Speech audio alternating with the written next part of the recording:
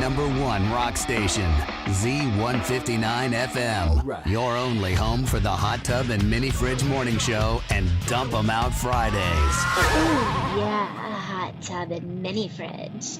Keep me cold and hot. Knock, knock. Who's there? Squirt. Squirt who? Squirt is P. You dumb rednecks.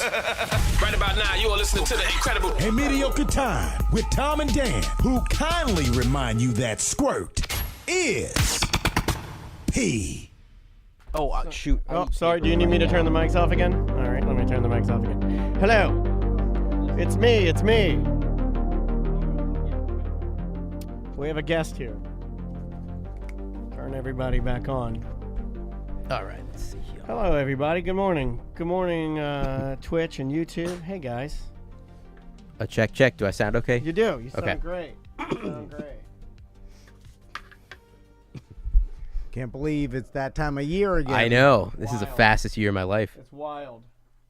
It did go fast. Yeah. It. You know, it will be the second fastest year next year. Probably. And No, it that only is speeds the up. scary part. It only speeds up. I think kids speeds it up, to be honest with you. Oh yeah. Because it's like you get into that grind where it's like... Well, you want to die more, so you're questing for death. you don't care as much, do you? Well, about yourself, right. which is what speeds up time. That is what I think speeds it up. Like I care about her. So And I when you also care think- less about yourself, you're less aware, and then I Yeah. think it speeds things up. And I also think it's the routine of work/school from when you wake up until Yes. 5. You get home, you get whatever, 2 to 3 hours with your kid, bedtime, and then you get whatever limited time you have to Yeah, there's no decompress downtime. until you sleep. But I get so tired, I'm asleep so fast that it's like... Do you it just do? Are blurs. you doing the Yeah, dad just- sleeping? Do you dad What's the sleep? dad You don't sleeping? dad sleep because I think you're. What I do you think mean? you stay up. Like I lately, and since I've been getting up and doing workouts in the like early Mm-hmm. mornings, at night, like it could be like 7:30, and I'll just like be in a chair and I'll just fall asleep like a dad sleep. Oh Yeah. Yeah, it fall could be asleep early, anywhere. yeah. I started to do it at my doctor's appointment at the urology yesterday morning. I was sitting there and I started to close my eyes to see if I could be present. And then I was like, I could fall asleep right now. Like I could feel it. And I have that power now. It's like Yeah. a thing I have. I've done... But I equate mine to getting up extra. I've been getting up at like 5. I'm Oh, like, get up wow, at 5 okay. and do your exercise at 5. Okay. Take on the day. 6:30 for me. Yeah, but yeah, that's it's still good. pretty early. I That's mean, good. the kid's up 6:30 every day, so... But I think it makes you too tired. I would rather Yep. sleep to like 6:37, do my work, God, work out around 5, eat around 5:36. You know, right? 6:30 sleeping in, man.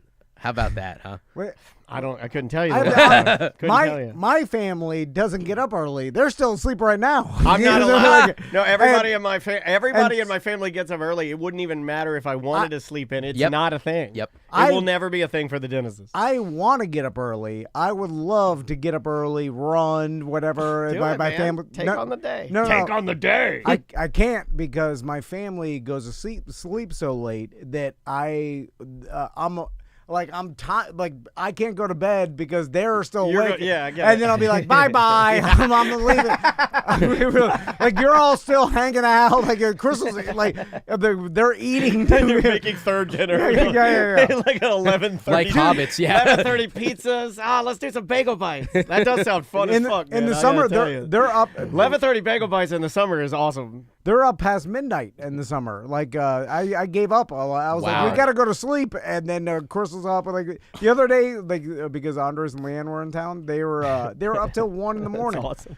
Sounds and- fun as hell. Yeah. But then No, I don't get any of that. But then I can't get up early. It makes sense. That absolutely makes sense. How are you going to go to bed if people are hooting and hollering? Let's do it. You want to do it? Do the thing? Yeah. All So right. okay, well we'll start the show in a minute, but first we'll do The thing. our draft order picks. Oh. So what's interesting is this is our 20th year of this fantasy football league, this particular year, and Unbelievable. And that's so. Let's okay. That let's is go pretty back. wild, right? 2005 is when we started. What were we doing in 2005? We were interns in the Monsters office. That's how it started. Yeah, Me and yeah. you and Kevin.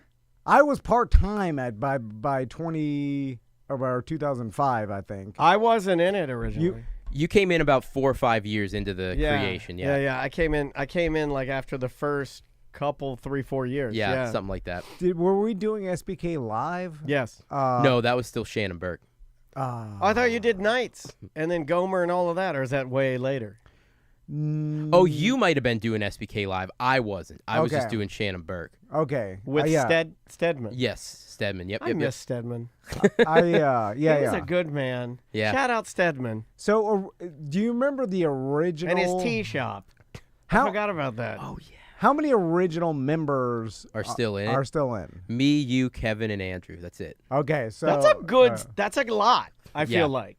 But I mean, but everybody like. You were about 4 years. Chris and Susie were only like 2 or 3 years into the creation of it. Yeah. Like there's a lot of they us were there when I came in. Like I felt like the new guy for the longest time. Yeah. And then we had some floating members, and then we had 1 year where we went off the rails where Angel played, but he didn't play. He never said his team. Right. That was and it was a mess. That was a mess of a year. We booted him out of Yeah, we did. We're like, get out of here. Get the fuck out. You're not taking it serious. We're fucking serious in here, man. You big giant. Get out of here. It's funny because take that from little guy. Some of the original, like fantasy football, isn't fun unless everybody takes it serious. Like, if you have someone that doesn't set their, their team, you want even your casual people to set their team and take it seriously. Well, and the other thing is the three of us are good. No, at he got this. busy. He was like DJing and stuff, and he was like, "Oh, I'm sorry, guys." He's like, "Whatever." Oh, don't give him an out like that. Attack him. The three of us are big traders. I've traded with both of you guys multiple times. I really like the trading. You aspect. got me into that, and I think last year I had more moves than I've ever made. Yeah, and I was pretty proud of that. That's what makes it fun. Even if I'm gonna do, because I did shitty, real shitty, but even if I'm gonna do shitty, I like seeing how many moves. 48. Yeah. 48 fucking moves. Look at that. I was making moves no matter. I didn't win. Yeah. Trading. Now, how much? Raise your hand if you're a champion. If you've won. Ray is here. Okay. All right. Okay. So yeah. Now, raise your hand if you're a champion.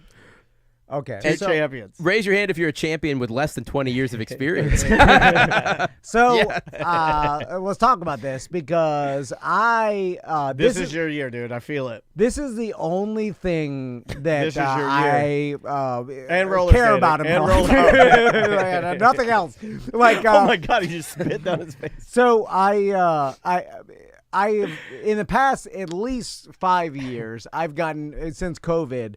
I started getting deep into gambling, Getting into the deep state, and then I realized Pizzagate, like that I find some sort of peace, and like by listening to other people's opinions on sports stuff. Yeah. Like fantasy football stats, player stats, like all this information. There's peace in you gathering theories that never work. Yeah. But it's also like I like consuming this information because it's far away from what I do, and so it doesn't put like even though I put pressure on myself to win my fantasy league. It's like your music. Like it's like you're listening to a couple songs. Yeah, it is like music. Yeah, it is. It's like when I go home and put on like a record or something. I mean, I think you get the same amount of joy out of it. So I just consume so much. You're losing cabin, so hurry it up. No, but I just think that I would have a bigger chance to win. I mean, Matt. And then, so this year, I am putting it all on the line. What do you mean? Is this a loser leaves town? Oh, my God. A loser leaves. All right, let's do a Dusty Rhodes, if I don't Ric Flair, Texas leather strap match. Yeah. If I don't make the playoffs. Why? Why do you put this? Who cares? Who cares? I care. Then that's why I'm putting it all in line. What does that even mean? That means nothing. I'm telling you. You know what that means? He's going to show up at wherever we draft with his tiny little piece of paper where everything's too small. He won't have his glasses. He'll have the theory this year. He'll get in there. He'll think he found the sleeper. No, I'm remembering all my mistakes from all 20 years. We're like, you know what you are? Slumdog Millionaire. You know and I'm going to pick the perfect team. You are our league's Teddy Bridgewater. You know what you should do? You are our league's Teddy Bridgewater. I'm paying for the kids' lunch, and then they're like, you're suspended. You mean well, but we want you to fucking get the fuck out. You know what you should do, though? Because I think you and Dustin do the most prep of anybody in the league. You should do no prep this year. He can't do that, man. Just wing it. Do you know how many times I've told him that, Matt? It's do so you random, know how many times I've told him? It is random. No. What we're about to do is random. What Yeah. pick I take is random. What injury they get is random. No. Do you remember the year that I had Aaron Rodgers and like my team in 1 week, I lost 5 players to like catastrophic injuries. Exactly. And I'm like, It's well, just- there's like I lost my money in 1 week. I was like, well, that's done. Last year, And I controlled none of that. last year, Matt wanted to trade me Rashi Rice. I had Rashi Rice for Jaden Daniels, and because I didn't have a good quarterback, Right. And then I was like, I fucking overthought it, right? And then I was like, no trade because he's right. gonna get hurt. I saw him take a hit. So Costanza it, right? And then 2 weeks later, Rashi Rice out for the year. Yep. And then I Jaden was like, Daniels, I think, was God! number 1 quarterback. He too. went wild. Thank God. He I went didn't- wild.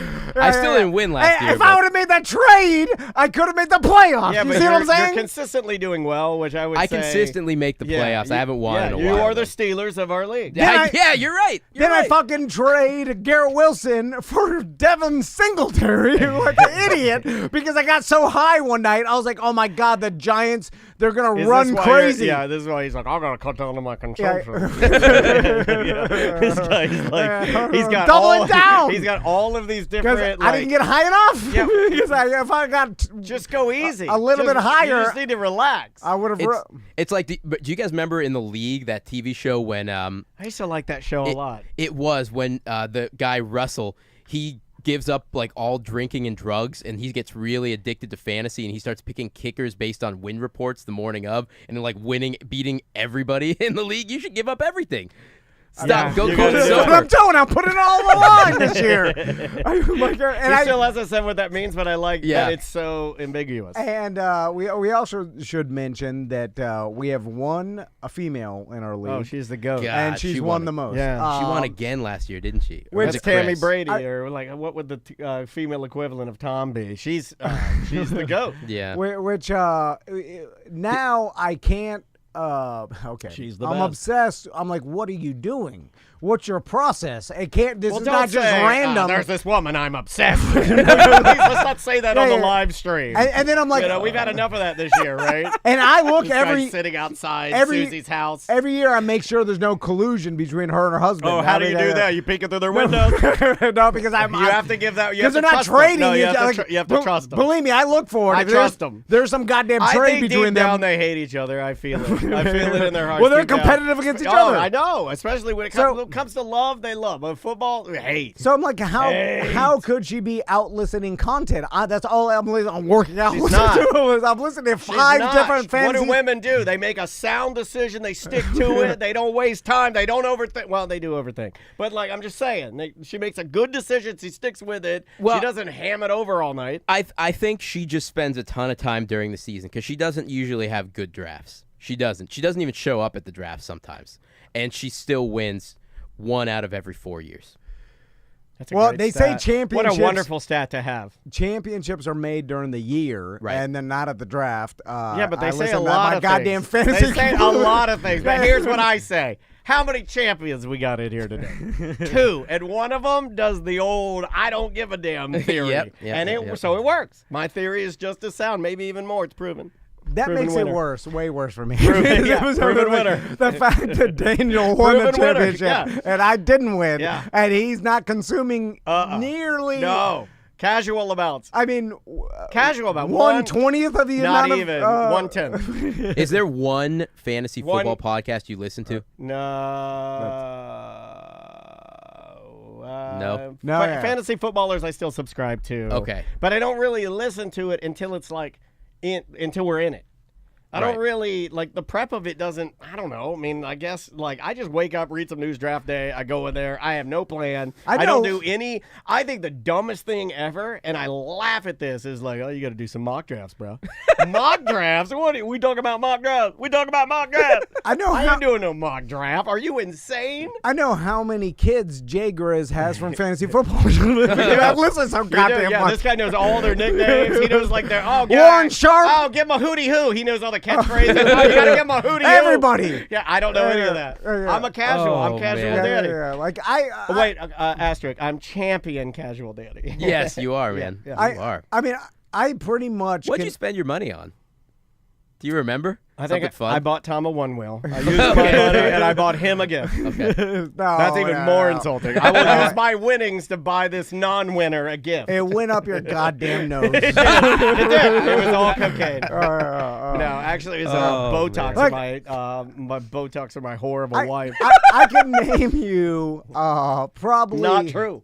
I could name you probably the like top 4 fantasy players on every goddamn team in the NFL. can. Like, you Yeah, know what yeah. I'm saying? Like, so like I know so many coaches. No, all this, I don't even know who's active. It's all useless. Like, honestly, I'm like, I don't know. It's all I'll find out. useless I'll find information at this point. Although I do But have it changes so rapidly. I've got that a I strategy. could still make an argument for mine because the news cycle, Yeah. the narrative, and everything, and the injuries, they all change so rapidly that I was like, you should just do it day by day, just like an alcoholic. I know all that. I mean, there is a strategy, and we'll talk a little bit about it because it seems like running backs all of a sudden now it's like, oh, running backs do matter. All of a sudden they didn't fucking matter, and now they do. Bullshit. They never mattered. They never will. Anyway, sorry. Yeah, and that's a proven strategy from a champion. Yeah, exactly. I mean, it all comes back to that, right? It's like if the scientist is telling you that drinking the bleach works and he has no proof, well, Shine the what? light up your nose. All right. That's a okay. good. All right. We're okay, doing it. Let's big- do it. Let's do it. All right, I got the names right here. Okay. Drum roll. Okay, So- we're going for 12 to 12 to 1. yeah, yeah, okay, all right, here we go. Pick- I will say, I would rather have a late draft pick. I look at this year like I've fucking, been burnt every time I've had an early draft pick. I've never done nothing. No? Yeah, and it seems like the top 3 players that are like kind of consensus number 1. I'm like, anything can happen with these guys. Like, I don't know, it's But like, that's randomness again. Anything can happen with anybody. Any of Doesn't these like guys can randomness. get injured. Yeah. He likes to explain away the narrative of randomness or what it means, or Yeah. even the perceived value of randomness has no value to him. well, because Everything can be figured out. like, okay, I will say before we start, Matt was dead set on Saquon Barkley last year, Yep. and he was telling me, and I didn't like that because he was gonna pick him way earlier than he was Way going. earlier. Yeah, I did. And he took him, and I was like, what an idiot. I'm like, he doesn't Did he know. tell you that, Yeah, or was he- that the he did. okay? He all right, doesn't yeah, listen yeah. to the amount of. You don't know who Jay Grizz is. And you don't know how many kids. Goddamn best pick. Yeah. What do you? If you called fantasy footballers, you wouldn't give them a hootie hoo. And then when he's hurdling someone backwards late in the year. Yeah, and he's like, oh, he's going to have a fucking best season in running back history. All I can think about is me calling him an idiot. And I'm like, God And then you're damn like, it. it's a proven system. I do get irrational love for some of my guys. So as a Penn State alum, he's like my favorite player right I now. have But- that. You know, I've drafted Bijan way earlier than I ever should have. Kyle Pitts way too many times. Yeah, because it's you fun. did. Yeah. You know, sometimes, Fun! Yeah. I know. This He hates isn't it. I'm supposed to be sorry. fun. I didn't mean to say that. This is pure misery. I'll cut this out. I'm sorry. I apologize. but I I wouldn't wasn't take- supposed to say fun. Like, I wouldn't take That's like Pee Saquon. Wee's word, except he gets very angry when you yell it. That's why, like, any player that did exceptionally well last year, I'm, like, really hesitant. So like Saquon Barkley. yeah, like, or, like, Idiot. Jamar Chase, people are taking Jamar Chase 1, and but I'm like, God, is he gonna have but- the same year? I don't get that because I saw that because Saquon is like at the end or middle to the end of the first round again, and I'm like, he's the best running back in the league behind the best offensive line in the league on one of the best offenses. Why is everybody just guessing he's going to get hurt? Why is he going so low? Doesn't make any sense. Proven system. Well, because statistically, the math says he's gonna be living without. But that's my religion. He's not gonna have anywhere close to the Hey, same amount of years. why Like, don't you- running backs don't. Why don't you let Statistically. Crystal draft for you this year? No, He'll I'll never do that. hell. He'll never do that. I'll die before that. And you know I'll what? Like, die I'm before a anybody- little mad that you would suggest that, Yeah, and I'm yeah. your friend, because that would mean that he would complain every fuck. And we'd never hear the end of it. You It can would be never let him do that. It would be fun to see the results. You have to let him Alright. show up with his clear Sorry. glasses and his tiny papers and his proven systems. And Alright. and this year is going to be your year. This is it. This is your year. I'm putting it all. But he's putting it all on the line, and we'll find out what that means. Okay, all right. Should I start picking? Yeah, Number yeah, 12. let's do it, here we let's go. do it. Number 12 Number is 12. Susie. All right, okay. Hey. Susie, number You know 12. what? If we only get that, small victory. Yeah, for real. If we only get that. Number 11. is I like being on the turn, though. Murdoch. All right, All Murdoch. right. Number 10 is Kevin. All right. SBK Kevin.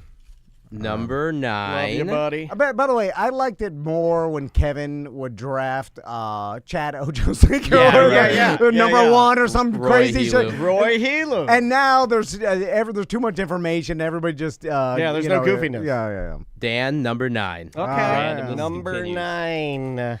Number 8. I'll take Tom's it. been complaining he's going to end up getting number 1. I guarantee. Number 8 is Chris. Well, you could. I mean, it's a good thing for Tom to get number 1, and I'll tell you why. He will overthink himself into losing the season on pick 1. I know. Yeah, so you want him at 1. You want him at 1. Okay, this is Darren. All right, Darren, There's a number good 7. chance. You're going to number 1, buddy. Number And you're 6. going to have such a hard I'm decision. drafting Saquon. Tom, number 6. That's a good Hey. Saquon pick. It is, yeah. What's the name of our show? Which one? The show. What is the name of it? A Mediocre Time with who? Tom and Dan. What are our numbers? 6 and 9. Hey! There you go. Oh, no, you're 5. Wait, you're 6? Yeah, Tom is you're 6. I got I- Susie, I'm Murdoch, not. Kevin, okay. Dan, Yeah, Tom Chris, and Dan. Darren, I'm Tom. picking number 5 right now? Yeah. Tom and Okay. Dan are 69. All right, number 5. Oh, he dropped it. Oh, God. Oh, Winston. I saw him Well, switch the paper in his pants.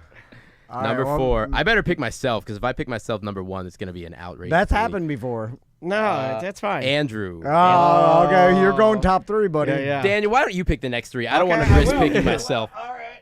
That's fair. Because people are going to complain That's if I pick fair. myself.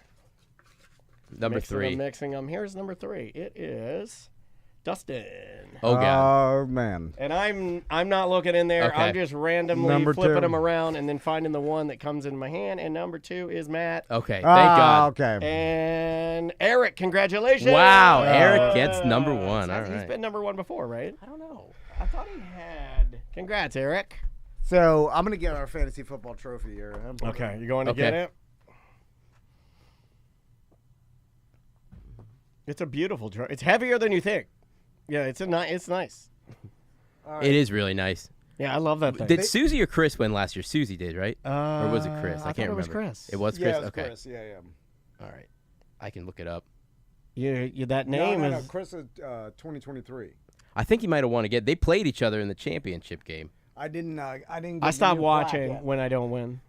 Yeah. No, I'm sorry. I'm kidding. I know. Usually I get the new plaque when we do our draft, but I'll order it or whatever. Yeah.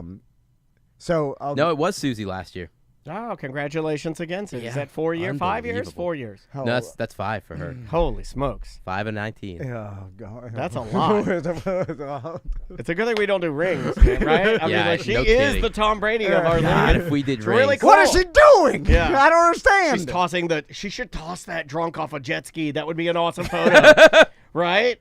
Okay, so Margarita drunk? we're doing our actual draft in person, right? Yes. Okay.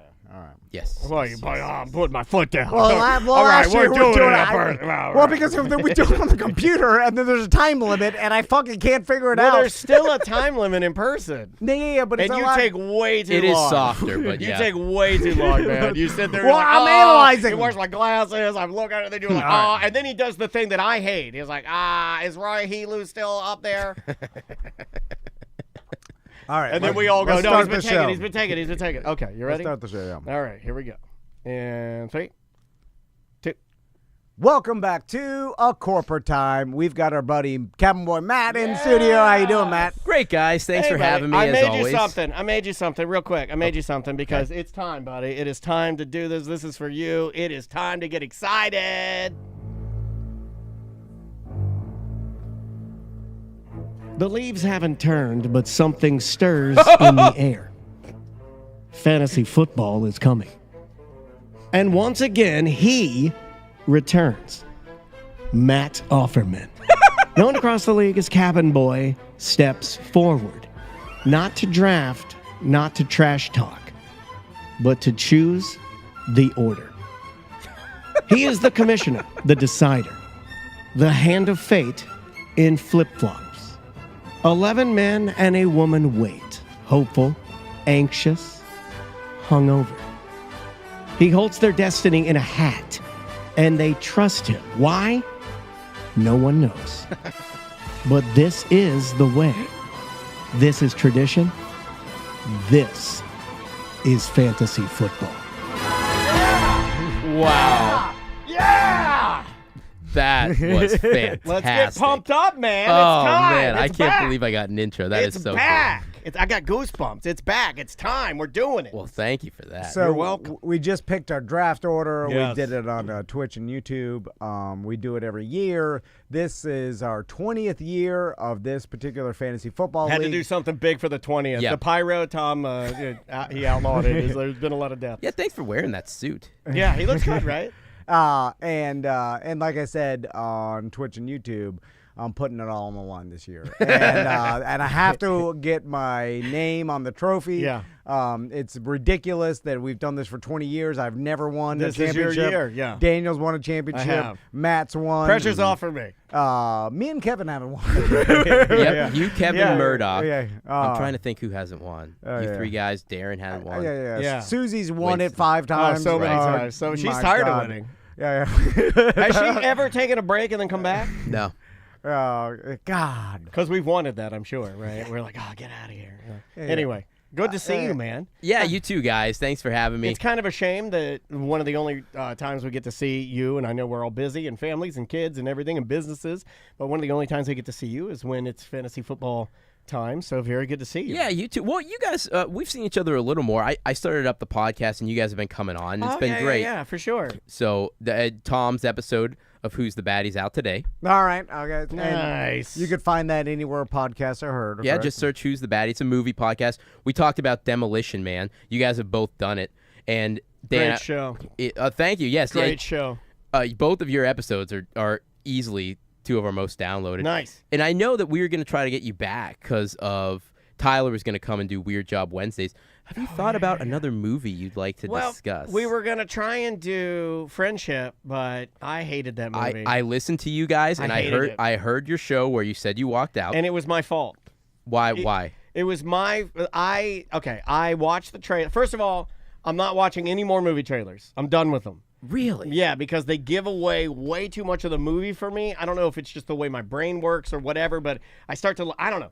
And so I watched that trailer and I was really excited for it, and then I started watching the movie and I'm like, well, this is just, I've seen all of this, you know? And then even the ending, like I walked out before that was my fault, and like I'm gonna have to go back and revisit it, but I projected my expectations of what that movie should be based on his show, and I should not have done that. It was my fault. I guess I have those expectations too, because you and I, we both absolutely love Tim Robinson, and our wives both absolutely hate him. Hate him. So I don't have a lot of people to talk to about him, and I figured it's on demand now. I've been meaning to get it, but I have to do it when my wife's not around because she won't watch the movie. Yeah, no, Andrea won't either. She absolutely despises him. Like, sometimes I'll force her to watch some of his I Think You Should Leave sketch show, and she'll just like turn to me. And Andrea's not a big cursing person, which is why Maisie like hates it when I curse, and I curse all the time. But Andrea will turn to me and be like, "What the F is this?" Yeah, you know, we're watching that show, and it's one of the only things that will literally trigger her to curse at me. Like, can we get something that isn't dumb? Like, and I'm like, no, I love this so much. You know, I've been watching a lot more movies for the podcast. My wife has that same, because sometimes she'll sit down to watch the movies with me when it's something she likes, but then sometimes like we did Under Siege, and she's like, all right, what's this movie? I was like, all right, Steven Seagal is a chef on a boat. Yeah. And like 10 minutes in, she just gets up and is like, I got to find something else to do. What do you even Yeah. But some of these things don't hold up. No. They really don't. Chat room checking in says, I stand with Andrea. He makes me mad. Tim Robinson makes a lady in our chat room mad. He's a love it or hate it guy. He really is. There's no gray area on funny. that guy. Former skateboarder. You know, I think everything about the guy's cool. When the girl pops out of the cake with her teeth out, that made me a man when I was yeah. Thank you for bringing that up. I don't know how old I was, and but it also made me seek 11. out those type of movies because, like, I knew as a young boy, if I was watching a movie and one of the tropes, like if the action star is, you know, meeting some woman in an Army-Navy store, I'm like, well, there's a good chance I'm gonna see her big giant, Brazilian titties very soon. We talk about that on the show from time to time because 80s and 90s movies have these gratuitous boobs that you just don't get anymore. You used to see boobs for surrounded by porno, though. That's why. Like Die Hard. For no reason whatsoever, when the terrorists come, they break into that one room and there's two people having sex. Yeah. That doesn't add anything to the story. Yeah, but it had to be put in I there. think it does. It's you know what I think it does? It normalizes sex. And there's a human aspect to it. But you also- know, I feel like, oh yeah, sex still exists in the world. Thank you, Bruce Willis. It's the reason we all saw boobs at way too young of an age, which I've been thinking about recently. Like, my son just turned 11, and my other son Thinking turned about showing 10. him some boobs? Well, yeah, he's never seen any other better boobs you but do his it. mom. Put his car keys in a fishbowl and have your wife take her top off. No, he's seen that. Oh, But I'm saying, like, a stranger's boobs in a movie he's never seen, and I'm thinking about showed it to him because I Come saw here, it. boy. You're gonna do. Wait, what are you, king of the hill? Well, because then like, that's a normal part of at least my childhood. Well, you gotta let him. You gotta let him. I can't think of anything more awkward than my dad asking me to come to his bedroom to watch boobs on a TV. No, it's surprised. It popped because that's what happened to us. No one knew that scene was in there. Yeah. Because there's no way to know. Because Yeah. there's pre-internet, like no one's talking about. But that's the way it has to be. It can't be a forced. You see the boobs. It has to be. Well, there's no surprises anymore. Well, I mean, you have to plan it. You have to put on you have to put on an old DVD that has boobs in it and hope he's walking by when the boobs come out. the Under Siege or that same scene. Well, that and we had pornos in the woods for some reason. The Playboy magazines. I don't know why. Yeah. Did you guys have that where you grew up too? Every boy had a milk crate. Well, you'd find a hobo camp, and then he'd start with his porno. And then you'd add to it. And, you'd kick him out. You beat him up and kick him out. And then you'd steal his porno. You look at your friend's dad's magazines. Yeah. Or whatever you're like, whoa, this changed. I remember one of my friend's dads had one of the best collections of Playboys I'd ever seen. And I mean, just like hundreds of them. So when everyone would go to sleep, I would act like my stomach hurt. And I'd excuse myself to his bathroom. It had a pocket door. And I remember I would go in there. And they're like, oh. And then I'm like, oh, my belly. And I pull out the porno. You know, I'd be like, oh, yeah. Sweet, sweet bellyache. So, Matt, how's family life going? How old is Good your... segue from porno to family. Well, whatever, you know. A true talk show pioneer. Yeah, speaking of I'm trying Playboys to in the clean woods. this up a little bit. We got sponsors and, kids listening. I don't know. There's no kids listening at all. Yeah, it's good. I mean, my daughter just turned 2, so we've got like a full-on. We just got back from Brazil. My wife, obviously, born and raised in Rio, so we go there once a year. That's wild. Yeah, it's actually been my baby's 3rd time going to Rio, if you can believe that. That's crazy. So how is Brazil? Because I feel like I've always wanted to go down and travel to Brazil. It's such a gigantic country, and it's got an insane amount of people too. Like it's a bit. I don't really know much about it at all. You No, know? I And thought you were going to say such gigantic asses, but you said you would give it to country. No, Well, I'm that trying to too. clean it up, Matt, Well, and the be chat respectful to your wife's I mean, culture. the chat room just said big brown asses. Okay, Like, that's what well, they said. there are animals in They there. do have big asses. I don't know that much about it. I know it's a mammoth of a country. I mean, it's Yeah. ginormous. It is. I It's remember when World Cup was there, like I want to say like 10 years ago or so. about 10. Yeah, I remember how it was getting a lot of bad press, about being because Well, it is. Yeah, I mean, it's it is huge. dangerous. I mean, the good thing is, my wife and her family have lived there forever, so they know where to go and not to go, and Gotcha. they've steered me clear. I've never really felt unsafe. One time in traffic, there was like this maniac on a motorcycle that had like a gun out because people were beeping at him and stuff. But he didn't Oh, that point at sounds us. normal. I mean, that happened up here on Colonial in front of Peter's Kitchen, and the lady shot the guy to death. I remember that. Yeah. I saw that story. I mean, like, I literally was there, and then I saw the cops behind me, and I was driving home, and then I was like, I wonder what happened there. I looked it up. The lady just pulled a gun out and murdered a guy. Yeah. Yep. So, I mean, I guess that could happen anywhere. But that's few and far between. In Brazil, you saw that he put his gun away, he drove away. Nothing, no cops are called. Like, this is a normal But that's the way it occurrence. should have been handled. See, that was safer. Nobody got injured. This lady killed a man. But they do have a saying: you're never further than 3 miles away from danger when you're down there. Ooh, I like that. But That's like a movie tagline. it kind of right? is, I guess. But there's a lot to do. The food's great. I've had great experiences with the people. It's funny because People are always awesome. she lives in like a smaller town called Taquara, which is like more, I don't know if you want to say suburban, but it's like off, not like a touristy destination. Sure. Yeah. And so when we stay there and we stay at her parents' house, she has a gym at the end of her street, and I'll go while we're there. and I walk down. That's a flex. And pun I know, intended. I know Well, enough Portuguese to like pay my way, and That's what I like about South America. Extreme rich or extreme poor. No between. I like that. So after I left the man in traffic with the AK, I went to the private gym to pump some iron.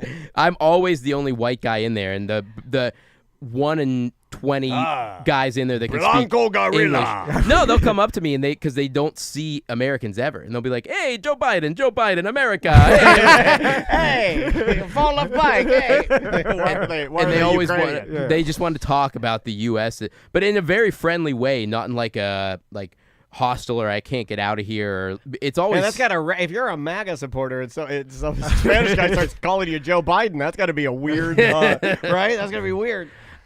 Also, you do stick out like a sore thumb. I feel do. like in Brazil, yeah, because you're a real Midwest white, you know, like right. Blonde hair and very pale skin. Like I've never been to the favelas there because they're always like you might not make it out alive.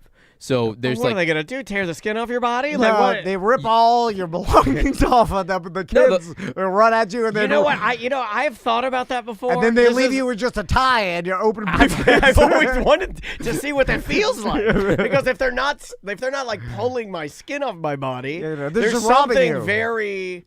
I don't know. There's something seems very freeing about having a group of humans rip all the clothing off my body. It's like I can finally be free. So the favelas there are run by the drug dealers, and they will not let you leave. And the cops don't go up there, and they'll just keep you there and kidnap you and try to get a ransom out of you. Oh my and just, God! And you're strong. You'd make a great worker. I'd put you to work.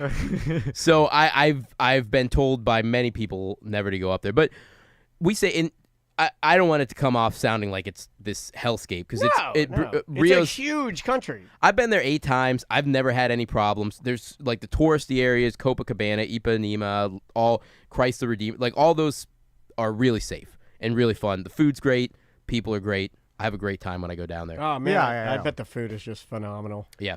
And let's talk about the Steelers for a second. I knew it was coming. I just didn't know when it was coming.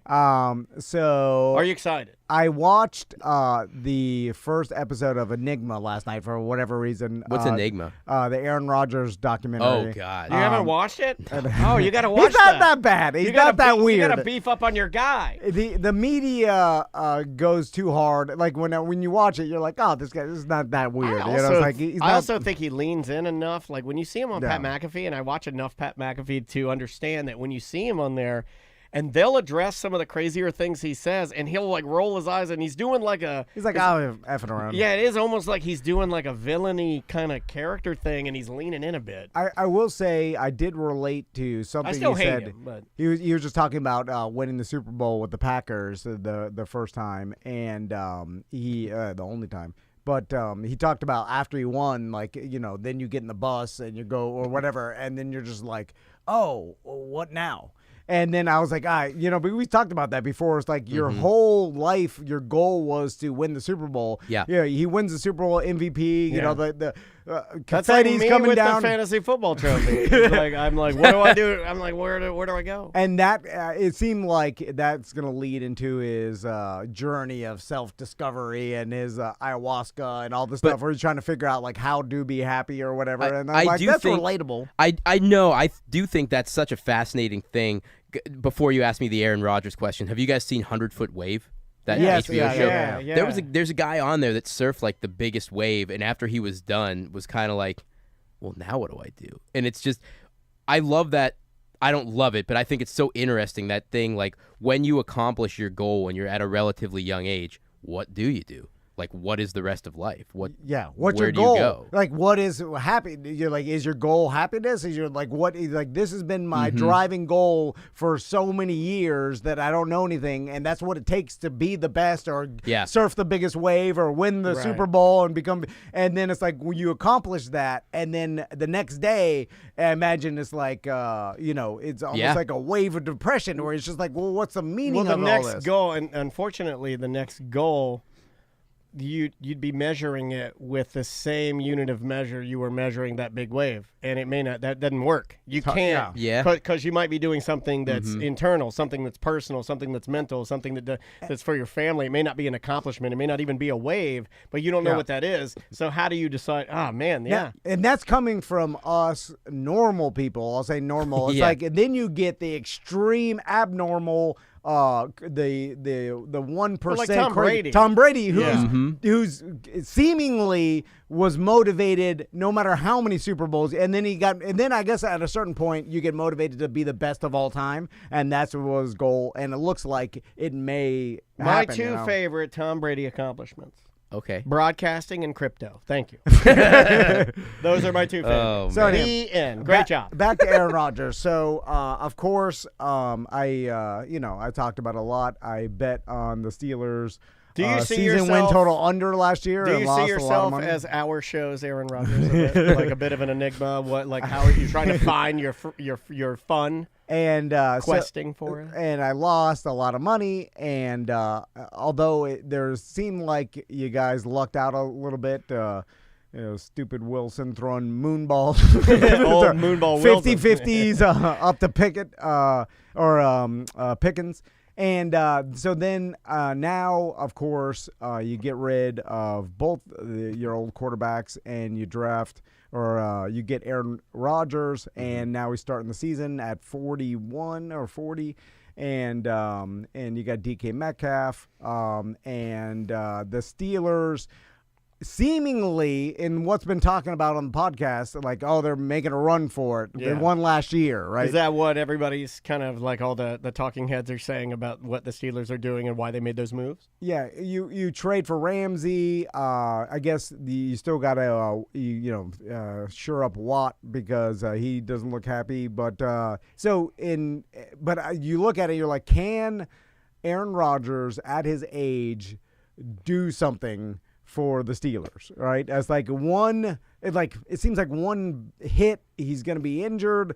Although, is that just because of what happened 2 years ago? You know what I'm saying? Like, he really has not been injury ridden through his career, so it's kind of like it's not one of these things where it's like he had that. It's not a plague. It's not an injury. He's not been plagued with it. It's not something that will continue to hurt him, right? But his age, like the only person to have any success after 40 is Tom Brady. It's one of one, It's like can someone like Rodgers replicate that? And then you're like, in today's NFL, you can't hit the QB. It's like if you any sort of hit at all is a flag. So that's changed. What were your thoughts when you found out that you guys got Aaron Rodgers?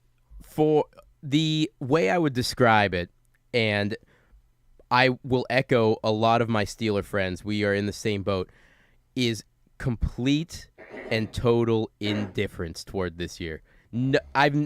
All of us are completely checked out. We know nothing's going to happen. It's another wasted year. We're drafting our quarterback next year. Why not just suck? What are we doing?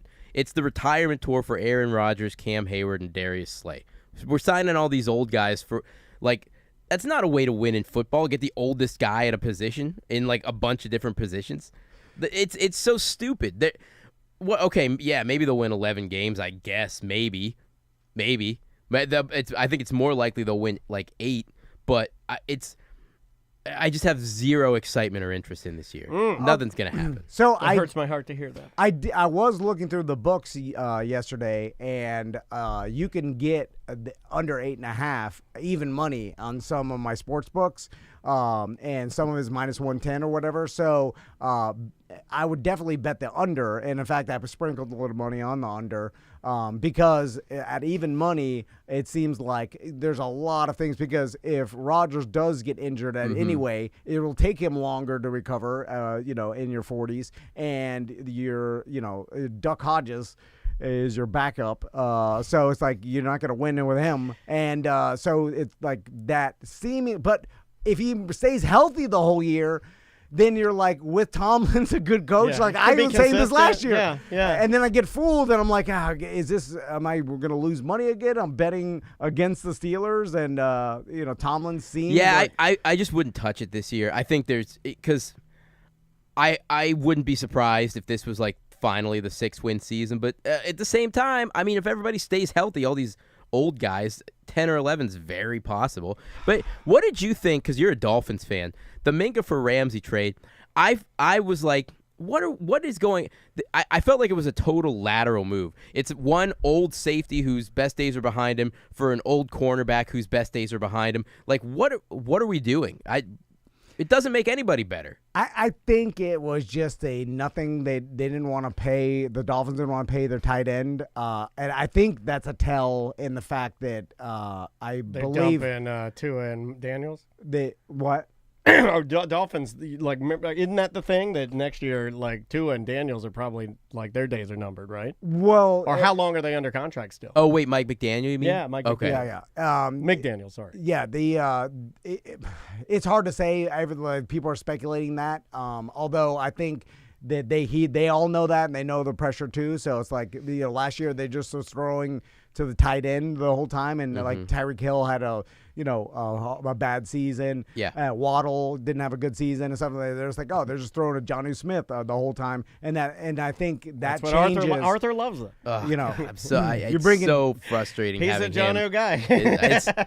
What bad process. They have a middle of the road offensive coordinator, and they're just bringing in all his old guys that he wants It's to his use. buddies. He Yeah. loves God, them. Those are my it's guys. so frustrating. Yeah. This deal, I'm so annoyed at this coming season. I'm so annoyed. I'm sorry, man. Yeah. You want to do the Dolphins versus Steelers bet again? I didn't win my $100 No, back. I don't God. this year. No. Anyway, so we're doing it again. We're drafting in probably 3 weeks or so. Yeah. I think we'll we talk already to have you a guys place. off the air. I think I know. Okay. Yeah, I think we talked about it a little bit, and we know we got to get you out of here. Yeah. And so again, who's the baddie? The episode released today with What was the movie you guys? Yeah, covered? so we did Demolition Man. Nice. It was a pretty funny one. I mean, we really broke down the Taco Bell in that movie to a really insane level. Yeah. We had a good time. Yeah, who's the body? Where Baddie? I always say who's the body. I don't know why I do that. But You're who's horny. Yeah. You're a horny real man. Yeah. That's something we you all just have got in back from common. Brazil. You're like, well, who's the body? I'm Brazil. Asses. Yeah. But yeah, thanks to both of you guys for Appreciate you, continuing to do that. It's I love having you guys on. The show is so good, man. It's such a good podcast. It's really, really well done. If you need a movie podcast, this is unlike any that you've probably heard. I think you'll dig it. I hope your listeners do, and we'll get you back in here as soon as we can, Dan. Yep, we'll do it for sure. Well, thanks for being here, man. Yeah, thank you guys. All right. We will see you tomorrow. Got it. Thank you, buddy. We're still on Twitch and YouTube. So that'll be Monday 4. Yes, sir. Yeah, so it's looking like Saturday, August 23rd at Winston's house. Okay. Let me text this picture here. I didn't. What Monday is it? No, I'm gonna understand my handwriting. Let's see. What's the date on that? Do you know? Is it next? Oh. No, I'm talking to TC. Okay. Is it next Monday, T? 21st? This Monday coming up. 21st. Got it. Yeah. I got it.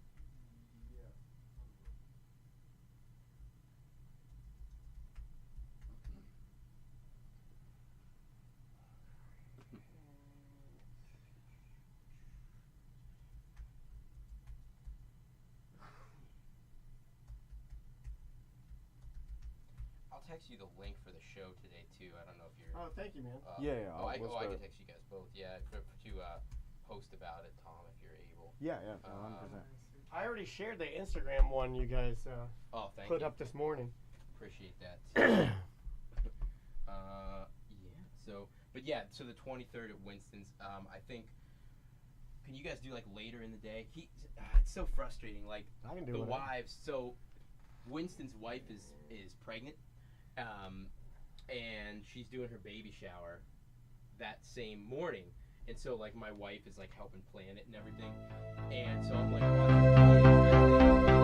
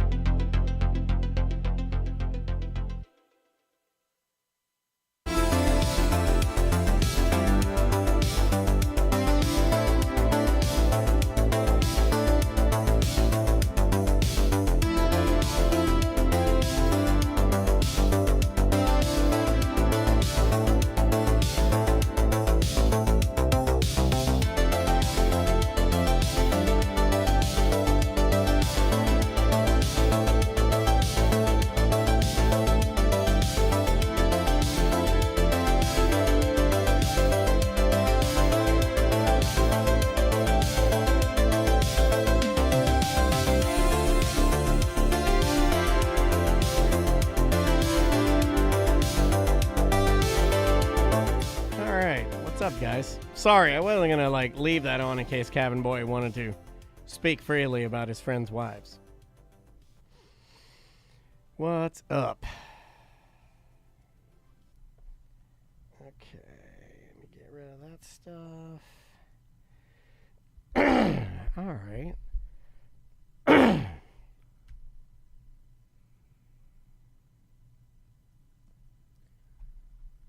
Okay, you want me to bring us back? Where is this one going? Well, we have some choices because we could do Wednesday 1 because we'll do Wednesday 2 Weird Job. Yep. But still, we have some time. But we also can do Monday 3 random segment since we did that as Monday 4. Yeah, you want to do that? So yeah, we could do a random Monday 3. And then, we only need 17 minutes. You think we can fit it in there? Yeah. Yeah, maybe. yeah. Is that a decent? Yeah, it's probably decent. All right, let's do that then. All right, here we go. I'll bring us back. In 3, 2. Welcome back to A Corporate Time. All right, so you were telling me about a story from last night. You're watching baseball? Yeah, well, it's the it's All-Star Weekend, and they did a couple of nights ago. They did the Home Run Derby, which you would think people wouldn't still care about this, but I will say, in watching a lot of the MLB All-Star coverage, Major League Baseball does the best job, I feel, at the presentation of their players. They have the best music, they have the best pyro, because they've been doing it a lot longer than everybody, Yeah. So when you see them do their All-Star game, they build these structures for the players. Where for the Home Run Derby, they had the smoke machines, but the player comes out of the ground on a platform. Yeah. And then the smoke is spraying on him, and then pyro's going off. It's awesome. While Ludacris is rapping, it's better than, I'm telling you, it's even better than NFL. NFL will get there and eventually surpass, but they don't. Where the NFL fails is their players aren't as personable as baseball players. For whatever reason, baseball players, the crowd, and the league seem more cohesive. Hockey's got it too, but the NFL, the league hates the players hate the league. In MLB, it doesn't look like that. But there's also the element of they're not wearing a full face uniform. True. Everything the same. You True. know what I'm saying? You're walking out there, your face is exposed. Yeah. There's more personality into it than the NFL. A lot of times we're just we're seeing players with helmets on, and it's kind of they all blend in uniform. I wish they did, and they're starting to. When you see the flag football and stuff that they're doing now, they're getting it. You're oh, okay, well you're going to pass MLB. Yeah. You already have surpassed MLB in what you do. But my point is, MLB, in my opinion, Major League Baseball still does the best job at when you see their All-Star game, it's it's so well done. They had Ludacris and Jermaine Dupri doing abbreviated versions of songs from Atlanta while the players are being introduced. And then they had dancers that were high-fiving the players as they came out while pyro's going off. It looks awesome. It just really looks good. I also saw a social media video about the person who won the Home Run Derby.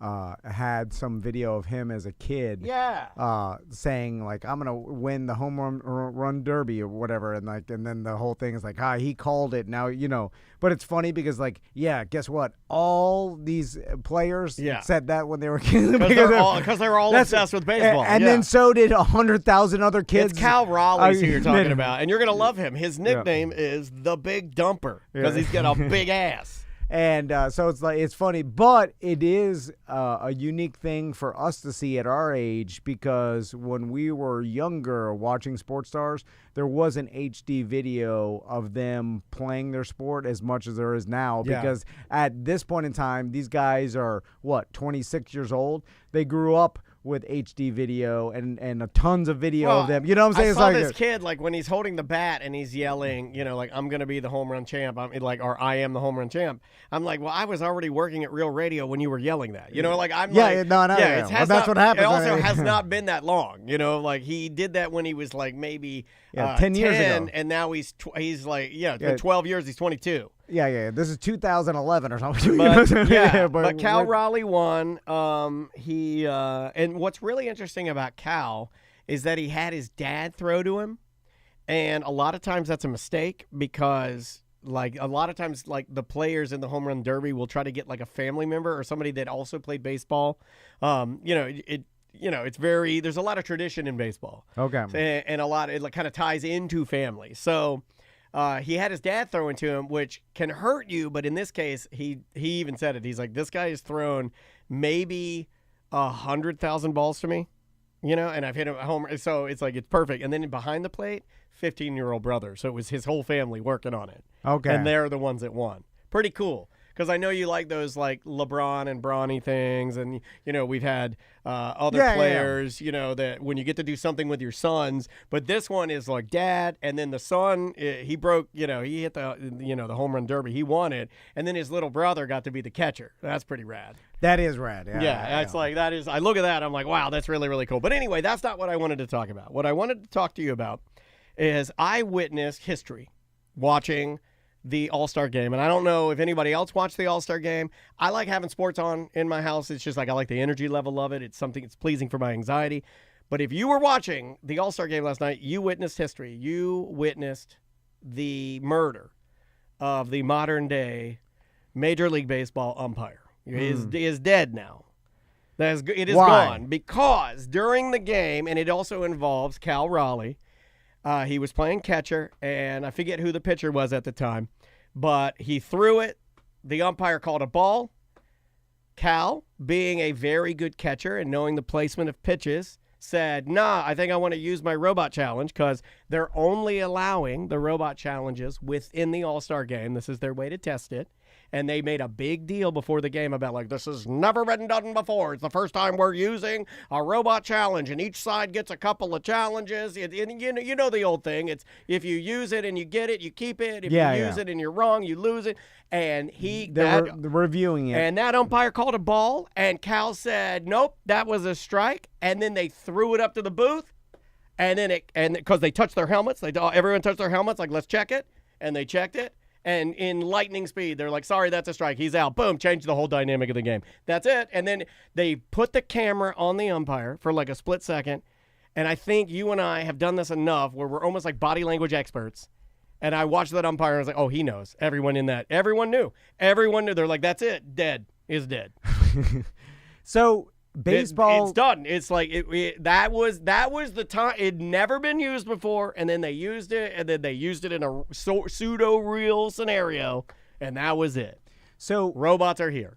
Baseball and soccer are they're unique sports in which they're so old that there's a lot of tradition. And of course in soccer, like they've introduced technology with balls going over the line. Oh, and the goal line technology. But then the rest where you're giving out a red or yellow card, there's a lot of subjectivity in that. Yes, so I feel like still is. Refs can still implement their kind of. I mean, they can control the game. They can put themselves in the game. A soccer ref can. But so can NFL refs. That game it lends itself to the subjectivity, especially when it comes to fouls and stuff, and how hard or if the person meant to do it. Like there's a lot of stuff that nuances. It's not just cut and dry that you can know with centimeters. And so, but with balls and strikes in baseball, like they know exactly where the box is and can use technology and have been to know if something is inside or outside the box. Television has been using it. Like when I watch MLB, and I watch a lot, and you'll have it on just casually in the background, like the noise, right? And they have the speed of the pitch, the trajectory, where it goes, and in the strike box at every single game I've watched for the last 3 years. I'm a new baseball guy. Yeah. And they've always had the technology. So essentially, and then through instant replay, you could definitely see if a runner's out or not. And so really they slow it down. To see whether he was tagged or if he got to the base by milliseconds. You could see exactly when the ball hits the person's glove and then where the player's hands or feet are. So essentially, you can take all the referees out go straight to only technology. That's my argument. And run it like that. That's my argument because and really other sports you can't. Even people NFL. will trust it more, right? I both love and hate. I'm a little on the fence here because I'm a new baseball guy, right? When I started watching baseball, this wasn't a thing. And the umpire, like, you would know that there are different umpires that have different size strike zones, right? Yeah. You That know, was part of the Tom game. Van strike zone might be more lenient. The Dan Dennis strike zone might be real tight. That was part of the game. That was part of the game. But now that that's gone, like, so what do you Well, think you people say- will like more? I like the robots. I'm pro robot. You say gone, but they haven't implemented this or even said they were going to in regular games yet, right? They may not get rid of the umpire for a while. I don't think anybody thinks that this Or ever. wasn't the test to do it, right? Yeah, I if they're mean- going to test it, you're wondering, like, why are they testing Correct. it? And then it's like, is this inevitable? Like, they put it in there like they were doing it for fun, right? And they're like, oh, this is the first time we're doing it. You know, they kind of did it the way I took it, and this could be wrong. Somebody might know more. If you do, you can call us. But I took it as like, oh, let's make this a little more rock and jock, MTV. We're giving them some challenges. Yeah. So they gave them the challenges. But once I saw how good it was, and then like they showed the umpire, I'm like, oh, it's over. That is done. See, I don't see the benefit in leaving it up to the umpire, really, because especially if you're already broadcasting. You have to pay him. That's the reason right there. Fire him. Well, even regardless of the money, like, you're showing the strike box, and I've seen baseball games where the ball in, like, as a viewer on TV, you see it was outside of the strike box, Sure. and the umpire called a strike. Right. And then you're like, well, that is. And then the commentator will say they unpleasant. got it wrong. Yeah, that's the commentator unpleasant. will like, oh, he got it wrong. And so then, as a viewer or a fan of baseball, you got to be like, well, since he got it wrong, that bothers me. Right. And then if you're always able to get it right, or Why wouldn't you want that? Then Same goes you for can the never be NFL. bothered. How mad are we about calls that change the entire? And they do a good job taking that out. They like do. that. They Or do. And adding challenges and I stuff. think they so- have to work really hard at it, though, because they haven't implemented it as much. I mean, they still have, like, tons of referees, and then they've added more cameras, and then they've added the New York element to it, and they've sped that up, and they've said, like, we're going to speed this up. The only thing they can't do is, like, holding on the offensive line, because that is subjective, and because every play, if you talk to players, there's a hold. You know what I'm saying? So then it's like how they call it. It depends on how they're letting the line hold a little bit. They're being strict on it. It's like every game is a little different, and that's the same thing with soccer or football. I don't know if you can. I think we're good with soccer these days. I was going to tell you that. I think you can say soccer now. The referees decide kind of during the game how the game is going to go, whether it's going to be super strict, loose, and stuff, and then the players know how based on the referee's actions. So that is, there's a little bit of that. But that's why we but grew to have. In baseball, it doesn't seem like the sport doesn't lend itself to that kind of subjectivity. Because like it doesn't have to, but it does right now. See, like they know the names With of a the bigger umpires. box, yeah. My point is the umpires are almost characters. Like they know them. Yeah, They've got lists of them in their clubhouses. There's the reason why in soccer we all knew here in Orlando. We all knew Ted Uncle. Yeah, he was the notorious, I think, a pro, U.S. pro ref, Ted Uncle, and we hated the guy because he always got the call wrong for us. So it almost adds a layer of drama to it. I don't know. I could make arguments for what I like both, or what I like better, rather. Well, that's the thing too, where in baseball field, depending on the field, the measurements of the fields are different, and walls are different I was sizes. telling So it's that to that Andrea. adds into the entertainment. I love of it. that. Yeah, you got the green monster. You got like in Atlanta where they were playing last night. It's got deep corners. So if you get one in the corner that's past third base and it sticks there, then you could get like an in-game home run, not even hit it out of the park, just because it was so deep in the corner. Yeah. Which would be really, really cool. This is baseball, sort of baseball related, but not really. And I know we're going to run out of time here, but they're releasing all of the old backyard baseball games. Okay. Did you ever play backyard baseball on Nintendo? No. It was all the little kids. Like it was kind of like a Sandlot-based game. Okay. And I believe it came out in 1997. It's called Backyard Baseball 97. You can find it on most platforms. It's on Steam, I think. I got it for Nintendo. I got it for Switch. But it's the old game from the 90s, and it's awesome. Like they ported it over, and you can play, and they're releasing like all of them.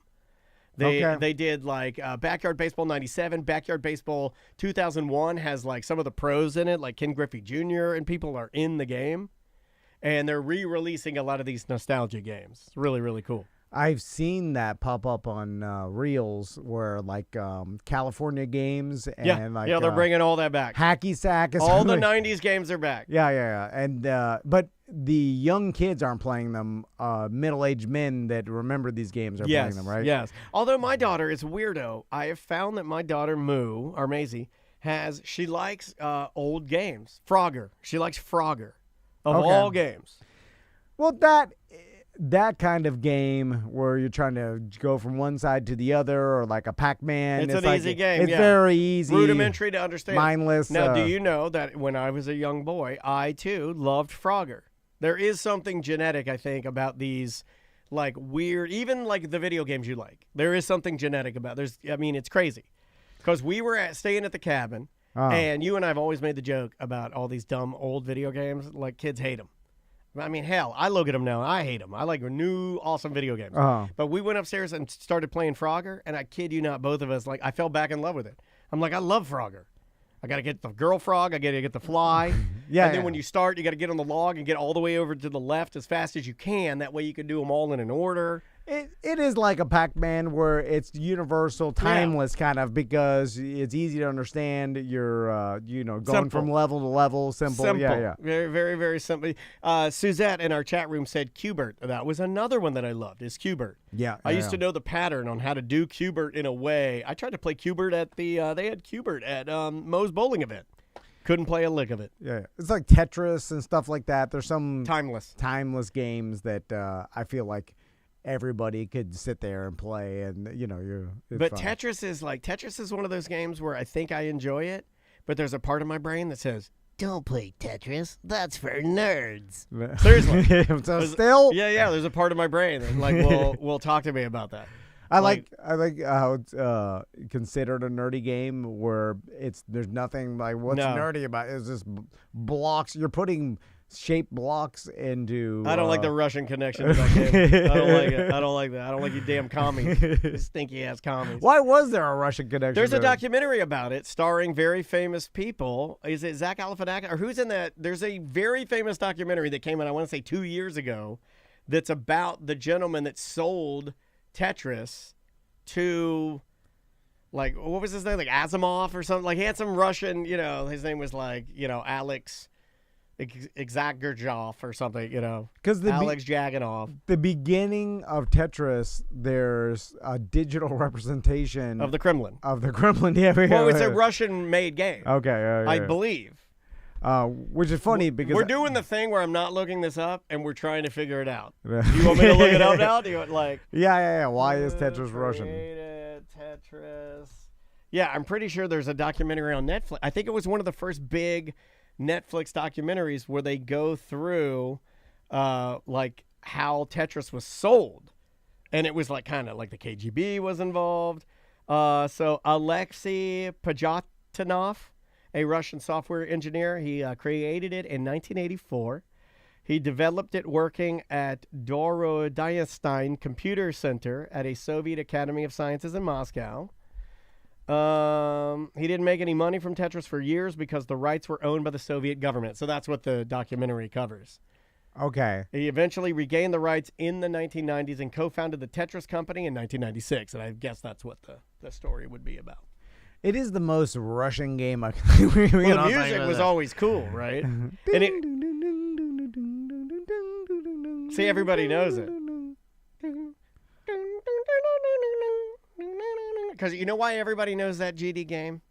One device, Game Boy. That's why we know Tetris. Yeah. Game Boy. You spent hours playing it on road trips. Because that's all we had. I remember, you know what? We just unlocked a core memory. When I was sitting in the back of my dad's LeSabre playing Tetris, I remember that voice in my head saying, Don't play Tetris. That's a nerd's game. Seriously, that's where it happened. And I've held on to it until I'm 49 years old. You're never that motivated, like wherever you got in the game and you lost, you're just like, okay. Yeah, that's not the sign of a good game. Right? You're never like, yes. Yeah. You're just like, I made a full block of squares. Yeah. Hell yeah. Yeah. We got to get out of here, buddy. All right, we will see you in a minute. Cool. All right. Are we doing anything else before our guest? Probably not, right? Well, we do need to do a 20 for Wednesday. That will be Mondays. 3 and 4. And then we'll do a 20 for today. Okay. For 1, because we'll do Weird Job after. And we don't even need 20, like really a 15. Okay. Let's do a 15 then. I'll do that other story. And then let me get this person's number. I gotta eat something.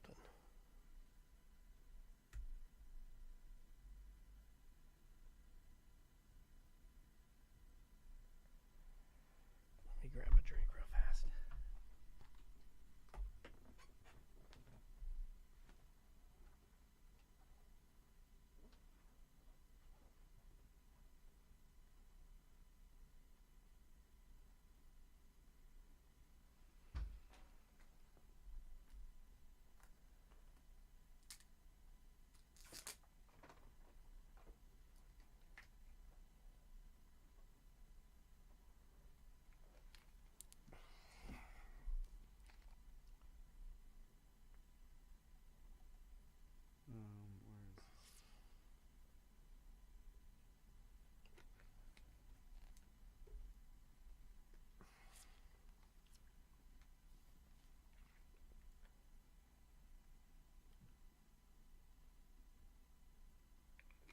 No, Robert. I think we're we're actually going to do it.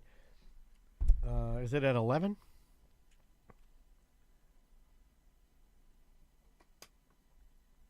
The what? I can check my calendar. I'm an idiot. It's 11:30, so we're going to do our Weird Job at 11:30. I'm talking to Robert.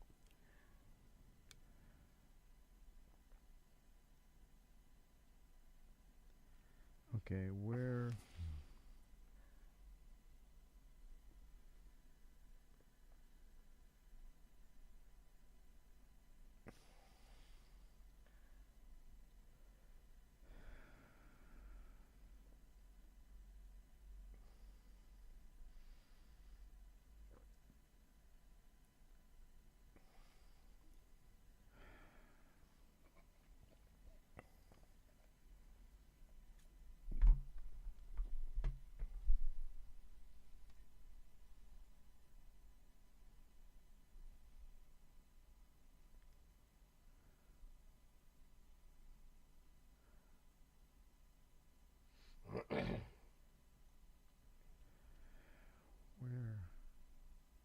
You looking for that guy's number? Yeah, I'm trying to recall if he texts me. You can search his job in your search bar, and maybe it'll tell you. Or if you remember his name or something he said, that you can use that as a keyword.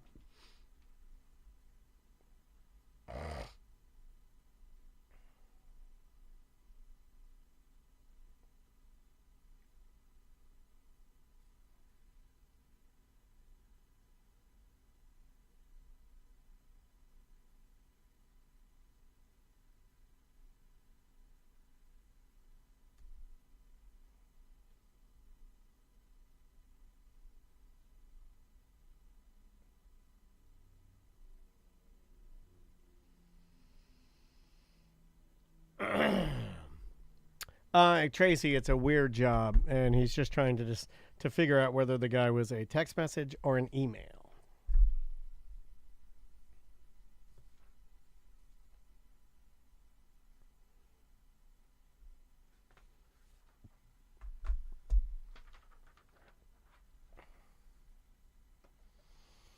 Yes, correct.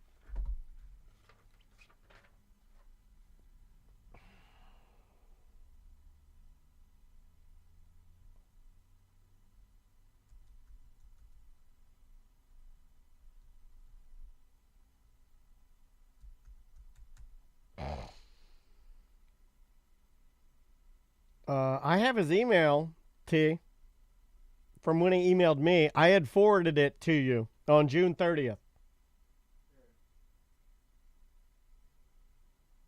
But I don't have his number.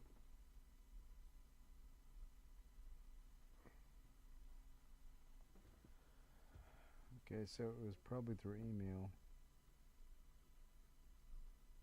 Let me see. He just emailed me. Last name starts with an M.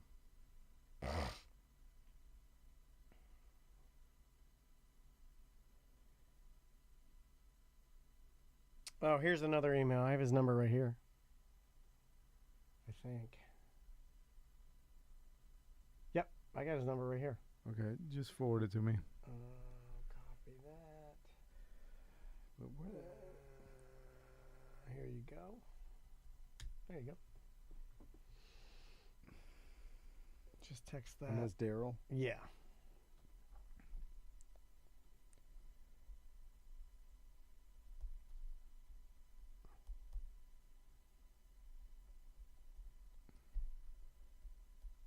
Good.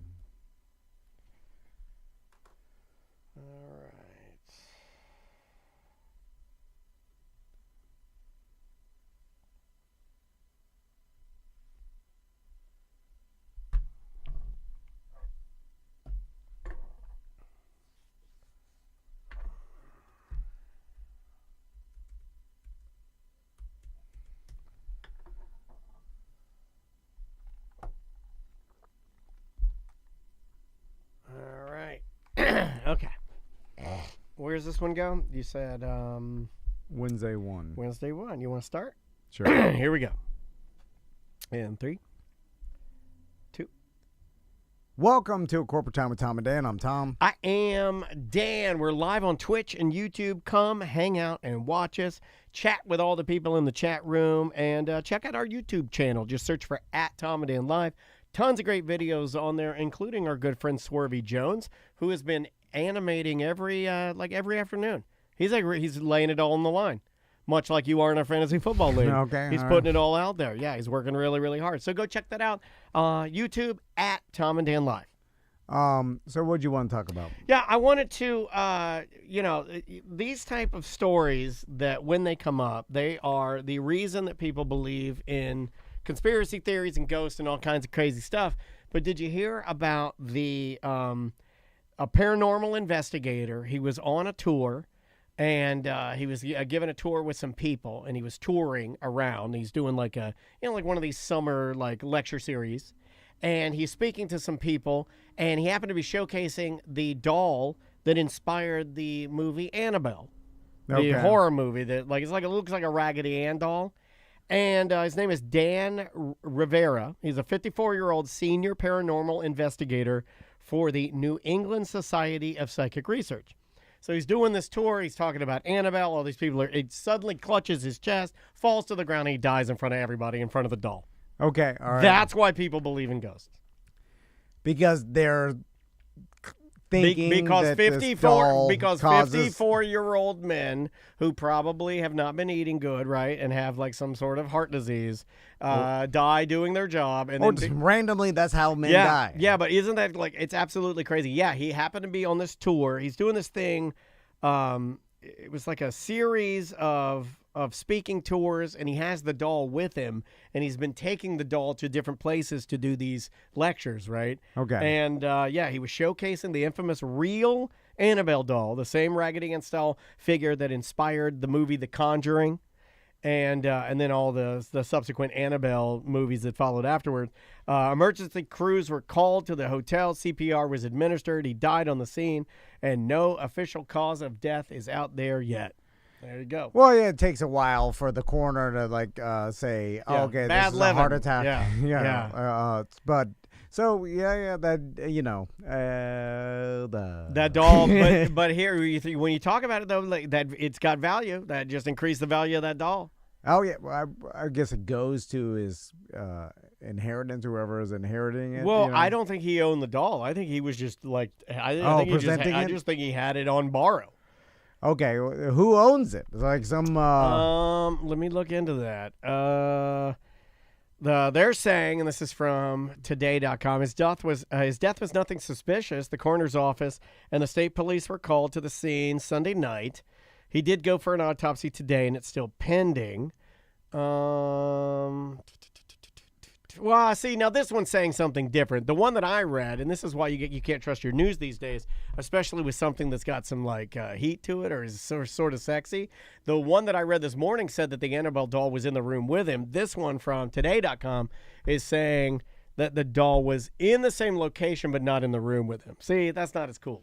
You need the doll in there with him, staring him down as he dies, right? Well, I'm not trying to be crass because somebody died, but I'm just saying. Well, magic can, it can go through the different rooms. No, it's got to be like if it's upstairs laying in the suitcase and then you fall and you die, given your presentation. I feel like that's a heart attack.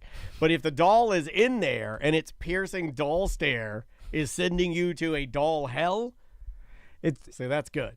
It's interesting how a child's toy became synonymous with some sort of creepiness or haunting, because they've got that weird doll down in Key West too. Robert the doll. And then there's a bunch of other famous spooky dolls around America that people claim to be haunted. If we were spooky. A morning radio station, we would make our intern list all of the famous spooky dolls across the nation.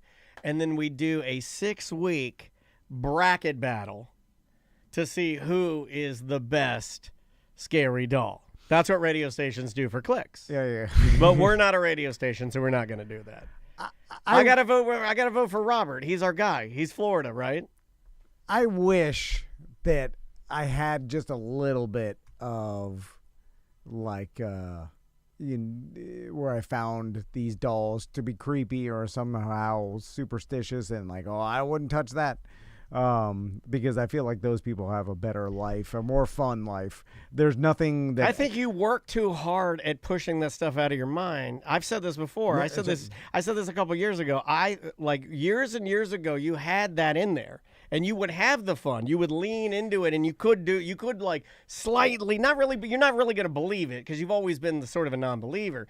But there was this, and then somewhere along the line, you became obsessed with forcing anything that's not logical out of your mind. And then now here we are, and I feel like you just lost how to practice it.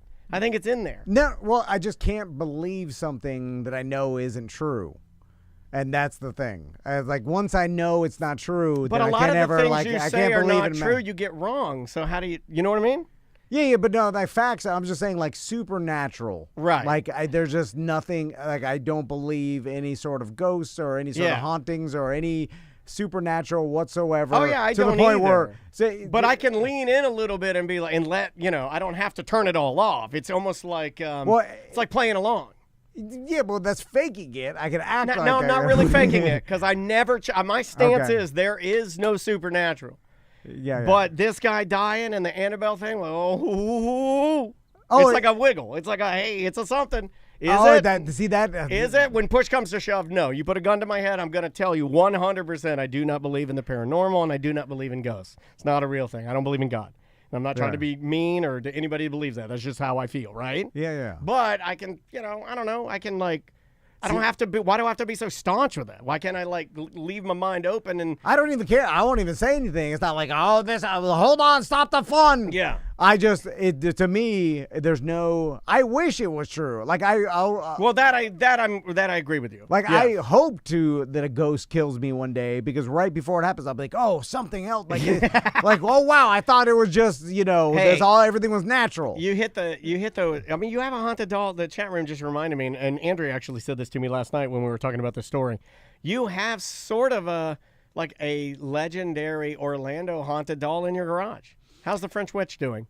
Still there. But it doesn't move the needle. There's nothing like creepy things don't mean anything to me. Yeah. There's like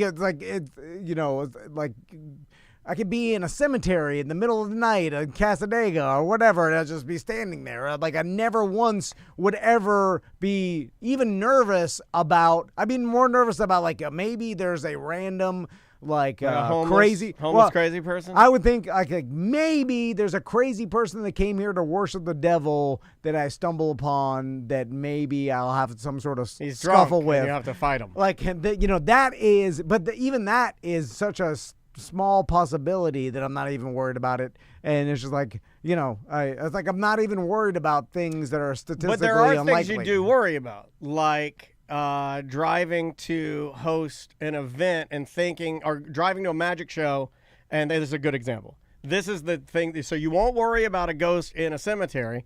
Totally not going to happen. Completely unlikely that a ghost is ever going to spook you in a cemetery. Not going to happen.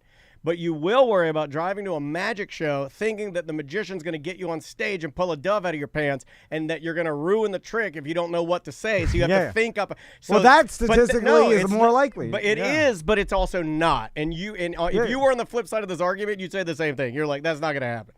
You're going to Hard Rock, the likelihood of Penn and Teller pulling you up on stage, and you need to have a clever, like...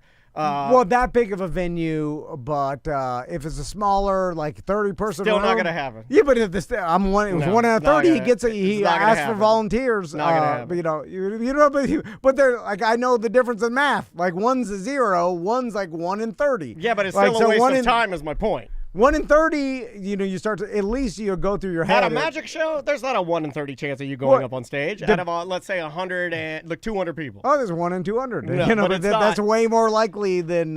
Also, it's not 1 in 200 because he may have a person that he definitely wants to do because that's part of the trick. No, it's just like it does change, and I will. Things will, and I won't worry about it. It'll just enter my head like this could be a possibility. That's worry and anxiety. Look at these other dolls there's a whole list of other dolls. And Robert the Doll, you hit the nail on the head. He's number 1. He's the OG of cursed dolls. He's in a museum.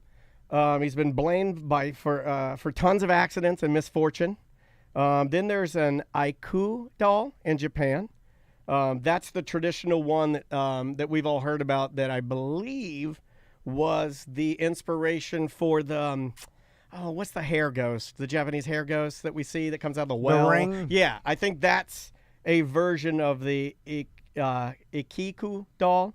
A lot of these are foreign, but then you have like all the standard Midwest ones, like Juliet the Haunted Doll, Poopa the Doll, Harold the Doll, Emily the Doll. Yeah, there's a list. But Robert number 1. That's ours. Florida, we get it. Again, I just it'd be a better life if you had some sort of superstition in you. I mean, I don't know. I mean, you can make up your own. At least there's something. You can make. I mean, like you never make up your own. Like if I do this thing, or if I don't know. I'm trying to think. Yeah. My wife does it. She just for fun, just to do it for fun. She won't even say "goddamn" because she's just like, I just won't say it. Just in case. And I'm just like, I've learned to not say anything. I'm just like, okay. Like, I don't care, but I'm just like, God, I wish I even thought that. Well, try it. I can't, I'm telling you. Yeah, but anything is practice, right? Like, if you just start practicing it, just do it once a day. Just try to lean into it a little bit, and maybe you'll suck for the first 9 years you do it, but maybe on the 10th year, you'll get it. It's like stand-up comedy, dance, or anything else. Drumming, music. But it's like telling someone that is a Christian, why don't you try... Muhammad, give it a try. Well, I'm not saying, and then there's like they're like no, they never do it. I'm not necessarily saying believe something that is not true. I'm more saying like be more open-minded to allowing yourself to make believe something. Like lean into something that's not real and be a part of it. I'm not saying lie to yourself. That's different. That's playing along, and I can do that, but there's no fun in it. That's what I've been saying for years. You're excellent at playing along, but then you like to draw a line in the sand. You're like, I can't do that. I'm like, yeah, you can. Well, yeah, I can play along, but like I say, inside, I'm just playing along. You don't get anything from the playing along? Nothing. It's an empty play along. Well, yeah, I don't believe that because I'm just like it's like you're playing a character or something where you're an actor. So it's like there's no part of when you're doing that do you really think you're that person, right? So it's like no actor. Maybe because like part of any actor. John Krasinski doesn't. I don't think he turns 100% of John Krasinski off though when he acts. I don't think he becomes another person. There's still John in there. That's the base. You have a real, you're acting. Yeah. So it's not like you're like, oh, I'm really inside the office and I'm Jim and I'm in love with Pam. It's like you act like it, but it's like deep down inside, you're acting and this is not real. So that's me. Yeah, but I think they blend it, and that's why they do such great performances. Do you see what I'm saying? Like, because there's a human aspect to it. If you didn't believe the character that you were portraying, you wouldn't portray it well. You have to believe it. Yeah. Like That's Jim, I don't think that he goes in there, shuts off Jim, portrays a character, then turns Jim back on, and people are like, wow, that's great. There's a reason he's cast. It's because Jim is in there. It's a blend. Yeah, no, I know. I just like there are people that actually think that the doll could be haunted and there's something to it. There are real people that believe and it. I can never do it. Yeah, no. And there's no chance, so I could stand there and they're like, oh, look at this creepy doll. I'm like, okay. I'm not going to be like, oh, this, it's just a nothing. Let's jump into a couple of emails here because we got a little bit of time. Let's try this one from our buddy Clay. Clay, you are the best emailer ever, and thank you. If anybody has an email for the show@tomanddan.com. Dan and Tom, what would you say is your ratio of being overdressed / underdressed going to an event? My uncle showed, okay, I think he missed a word here. My uncle showed up with the Lebowski look minus the robe at his mother's 90th birthday party. Some other family members made some bickering remarks about it during the celebration. But at least he showed up after an 8 to 12 hour drive there. I prefer to overdress for events since, according to ZZ Top, every girl's crazy about a sharp-dressed man. Clay. I'm usually underdressed now. I used to be overdressed all the time. Yeah, that's weird to make that transition to go from overdressed to underdressed. Yeah, and I'm getting sloppier by the minute. Have you seen my hair and beard? I mean, I'm literally... No, I know, yeah. Turn homeless. I'm turning homeless. To the point where people are like, oh my God, what happened to you? Let's talk about that. Yeah, I've been getting multiple... We didn't tell the story. I'm surprised you're surprised by that. Like, don't you know that you grow out your beard and then you don't look at when you look at yourself in the mirror? It's a weird thing. I think that the psychology of seeing yourself every single day, you lose sight of what you look like. Yeah, it's like when people lose weight and you don't see them for a long, long time, and then you see them, you're like, "What the?" But if you see them every day, you may not even notice they lost weight or lose it. But do you have? My daughter says that. But you know what? How people perceive? So it's like when Tom Hanks, when he's on that FedEx plane, clean cut, and then he goes, on the island for 10 years. Yeah. It's like the difference between clean cut and after 10 years on the island. I'm on the island. Is drastic. Yeah. Right? Because the last time they saw him, he was a company man, in a corporate meeting. I've had a couple big ones. Like friends have seen me. Dice Man saw me, said, "Wow, what the hell's wrong with you?" Our neighbor, we have a neighbor that is British, and he wears his shirts are too tight, and he'll never hear this, but I've said hi to him. He's down here in the corner. I've said hi to him no less than, I'll try to hit the number because I know you like factual, 17 times maybe since we've been here. Yeah. I've said hi, hey, how you doing, man? We go to get the mail at the same time, right? He saw me. I had on a blue, it said Honky Tonk Hell, Marcus King, the Marcus King band. It's a blue hat, looks like a mail hat. He thought I was the effing mailman. He said, I can get out of your way if you need to put the mail in. Do I look like a mailman? I guess I kind of look like with a blue mail hat on. I guess I kind of look like a mailman. You don't look like you did, a year 2 ago. years or a year ago. Even a year ago. And the last time he saw you, so you were wearing a disguise, essentially. This is my disguise. Like a full, long-ass gray beard and long hair. And then that's what people do when they're on the run. I'm on the run. Yeah, they put on disguise. But so of course they're surprised about what the hell happened to you. This makes people think I'm going crazy, right? Yeah. Okay, No, all I right. think that. All right. Okay, great. That checks Because out. why All else right. would you Yeah. do it? Yeah, I don't know. exactly. Like, there's no other. Yeah. Going back to the haunted doll, there's no other logical reason why you'd make yourself look I'm on like the fence. Castaway. I know I said earlier, not even 5 minutes earlier, I said I don't believe in haunted dolls. I'm on the fence now. I don't know. Something changed in me while we were talking about it. And then when I ask you why you're doing it, you're like, I don't know. That's a crazy response. Yeah, I don't know. Just for fun. For fun. I'm doing it for fun. It's like, why is it fun? And then you're like, why It's a challenge. Why are all these people saying, what the hell happened to you? Like, because you're let yourself go. Yeah, my wife. I don't think my wife likes it at all because I ask her. I was like, she's like, it's fine, and I'm like, that's what Tom says. Hold on a second. I was like, it's fine. That's what Tom says. Maisie likes it though. And that's all that matters.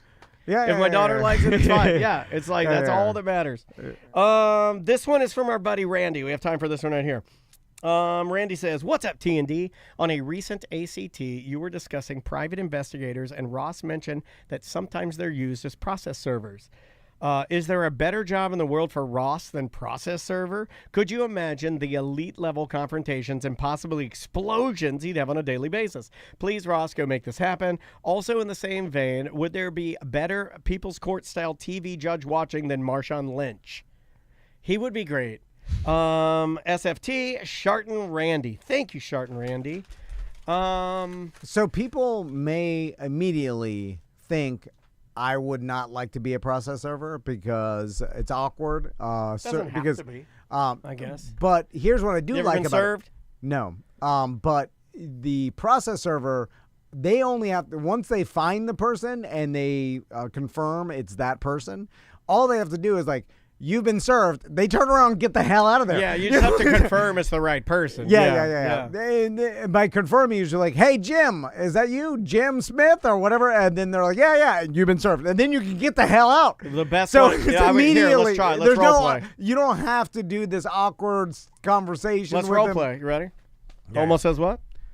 There you I are, don't sir. know. They, so yeah, like, and then the rest of it is just like detective work, right? Trying to track the person down. I don't even think you have to do that. I think you're sent on the errand most of the time, right? Like I think most of the time they know where you're at. When I was served at my little house, our first studio, and he was already there.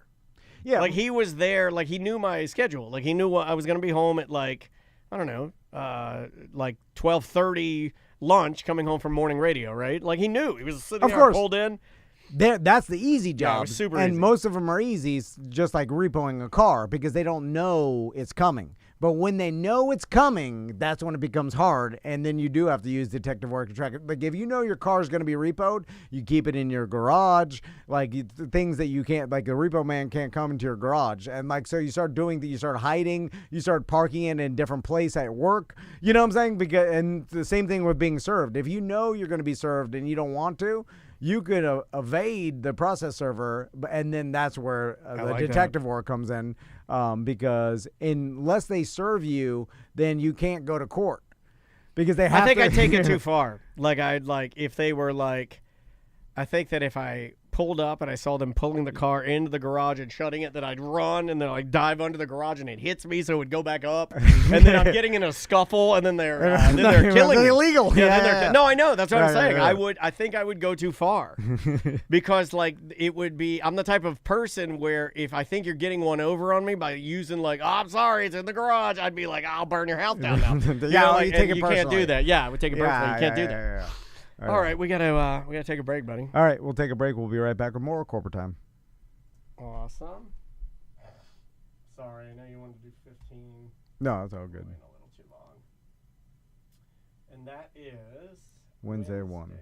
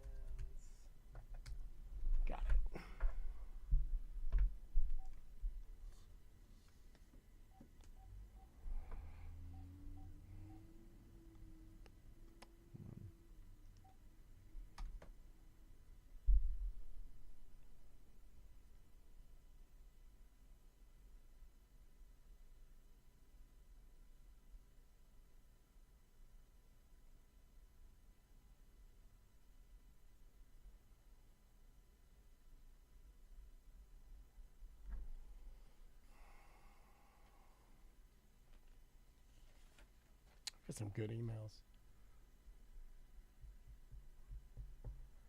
Just Jen, I do have a Georgia one that and a Tennessee one because I was wearing them on my trip. So every state we would go through, I would flip the hat to a different state. I'll be wearing the Georgia one when we're in Georgia.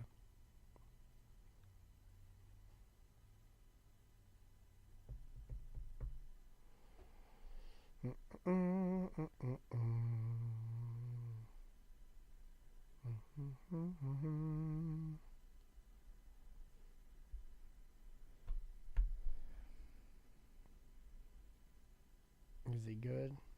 I just text him. Cool. Oh, I got some new emails.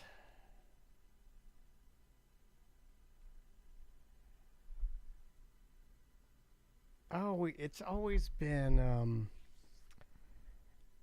strange to me that the Sentinel, and they've done this as long as I can remember, and I wonder when they started doing this. And I guess all big cities do it, but they'll publish like on Wednesdays the list of restaurants that were closed, like for a couple of days, so they could like fix a couple of restaurant issues, which all restaurants have. You know, like whether it be like a rat or pest or, you know, like they found some food out of a thing. You know, Yeah. But like most restaurants have something going. Yeah, something. You know, it's like, and but they print them all, and then like the restaurant owner always has to scramble. The thing that I've always found interesting is that like they'll like publish it, and then you'll see the restaurant owner underneath being like, no, sorry, this was just for like they're like trying to like explain it, and I'm kind of like, well, just let people look on their own, man. Like, I understand everything's a business, but what are you doing? It's like, you know, it's like mind your business. Well, the government has to make sure that some guy's not putting, people's health at risk. No, not the government. The Sentinel. Oh, I don't care about the government. Yes, I understand. You must think I'm really dumb. No, I understand what the government. My brain's not working. But I mean the Sentinel. Yeah, like why I would never. And it must have become popular. It's very yellow journalism. It's very Hearst to go like, let's find all the restaurants in Orlando on a Wednesday that have been shut down and like and then publicize what they've been shut down for. Yeah. It's definitely a none of your business scenario. And I'm not saying it's bad. I'm just saying, but it's a weird thing to do. It's like, yeah, because there is a curiosity that I have to go like, oh, let's go see who's been shut down, you know? They're doing it for you. No, but I don't look at it. Yeah. I don't look at it at all, but I see why they're doing it, but yeah. I just think it's rotten. It's kind of rotten. Hey, it's the same as, look at this person's cellulite. It's like, goddamn, leave him alone. God, they did that on like, and I thought it was like a troll. There was this boat, like it might have been Wavy Boats. It was like there was like a girl driving a boat, and she had a thong on. Yeah. And she's hot. I mean, like literally 15. And all these people are like, look at her fat, disgusting ass. I'm like, you people are disgusting. You're crazy people.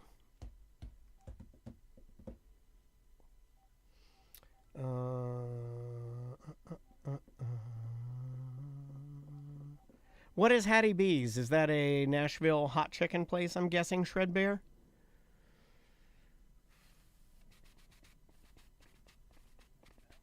Hey, what's going on, Daryl? Good. I'll put you on hold, and then we'll do a weird job. All right, hold on 1 second. All right. Well, line 1? Yeah. Hey, man, can you hear us okay? I can hear you just fine. All right, great. Did you hear that? It was like a boop. And I'm like, oh, my God, we just called an Indian call center. All right, hold on 1 second, man, and then you know how this goes. Please hold. I know how it goes. All right. Would you like to bring us back? Yeah. Here we go. In 3, 2. Welcome back to A Corporate Time. Let's do some Weird Job Wednesday. Yes, buddy, we're doing the standard. Oh, it's on the other computer. Hold on. Tom wanted to do a bit. He called it Weird Job Wednesday. Dad really likes it. Tom says that's bullshit. It's another Weird Job Wednesday.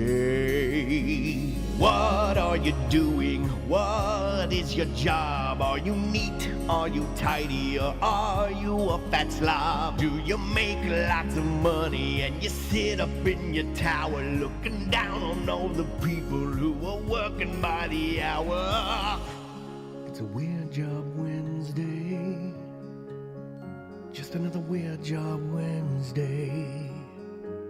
Oh yes, it's Weird Job Wednesday. Just another Weird Job Wednesday.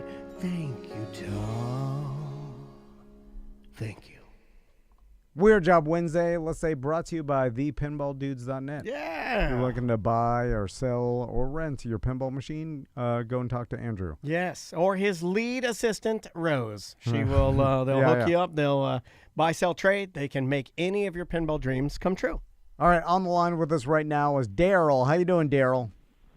Good. How you guys doing? Good, man. Hey, thanks so much for emailing us a while back. We appreciate it. Yeah, not a problem.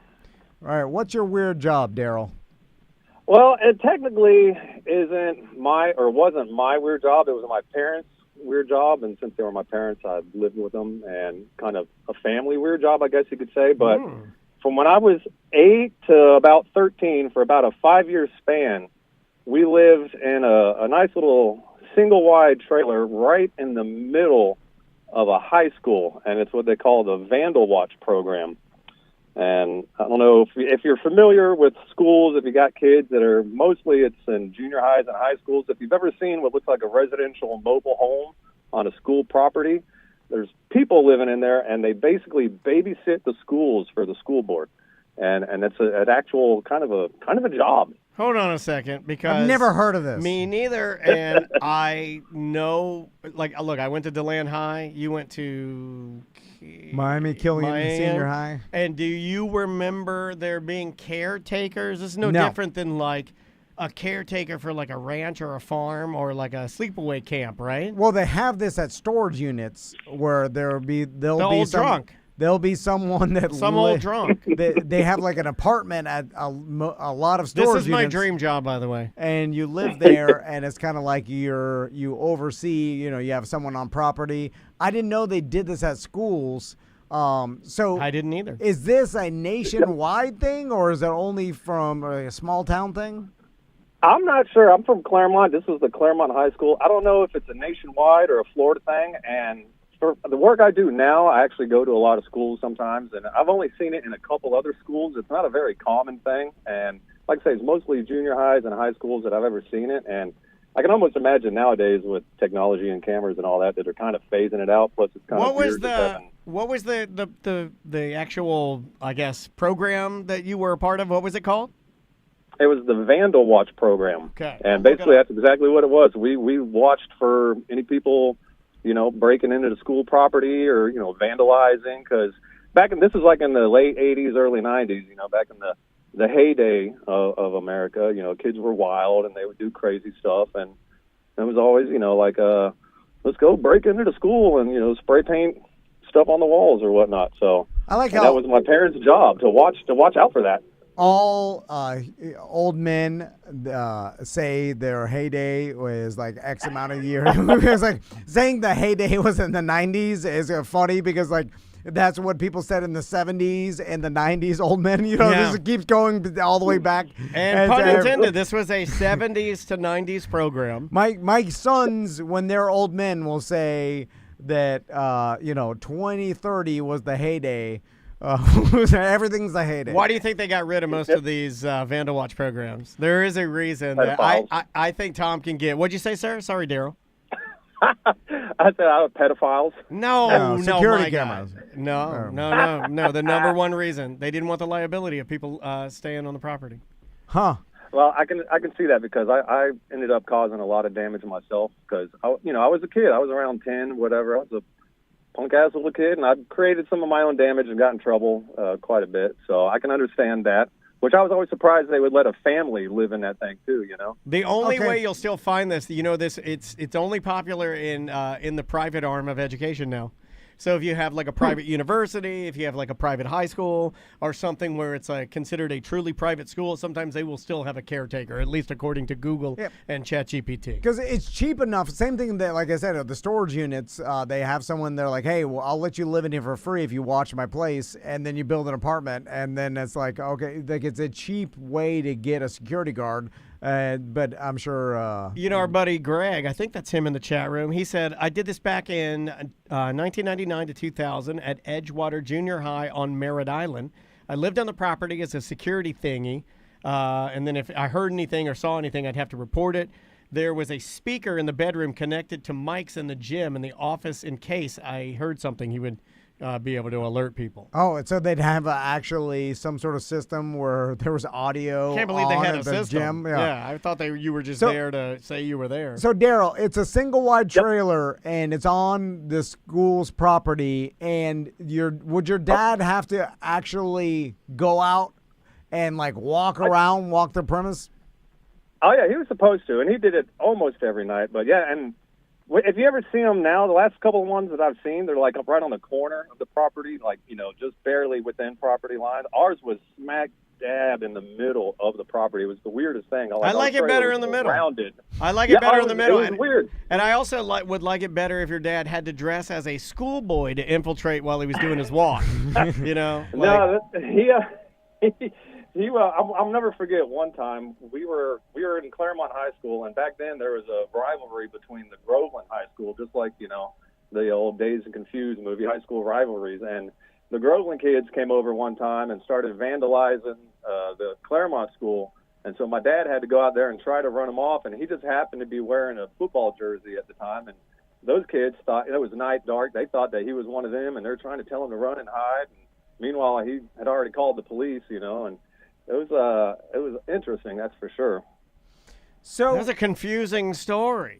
Is there any other duties besides like every once in a while patrolling the school or just walking around the property to make sure everything's good? Do you have to like log anything, or did they have like, hey, you can live here for free if you do these? This checklist. You know what I'm a big week. fan of? And they have this at Publix bathrooms. Whenever somebody goes in there to check to make sure nobody smeared diarrhea on the walls, you have to sign with a magic marker on a dry erase board. Yeah, okay. I like that. It's like you're signing off that you did your checklist.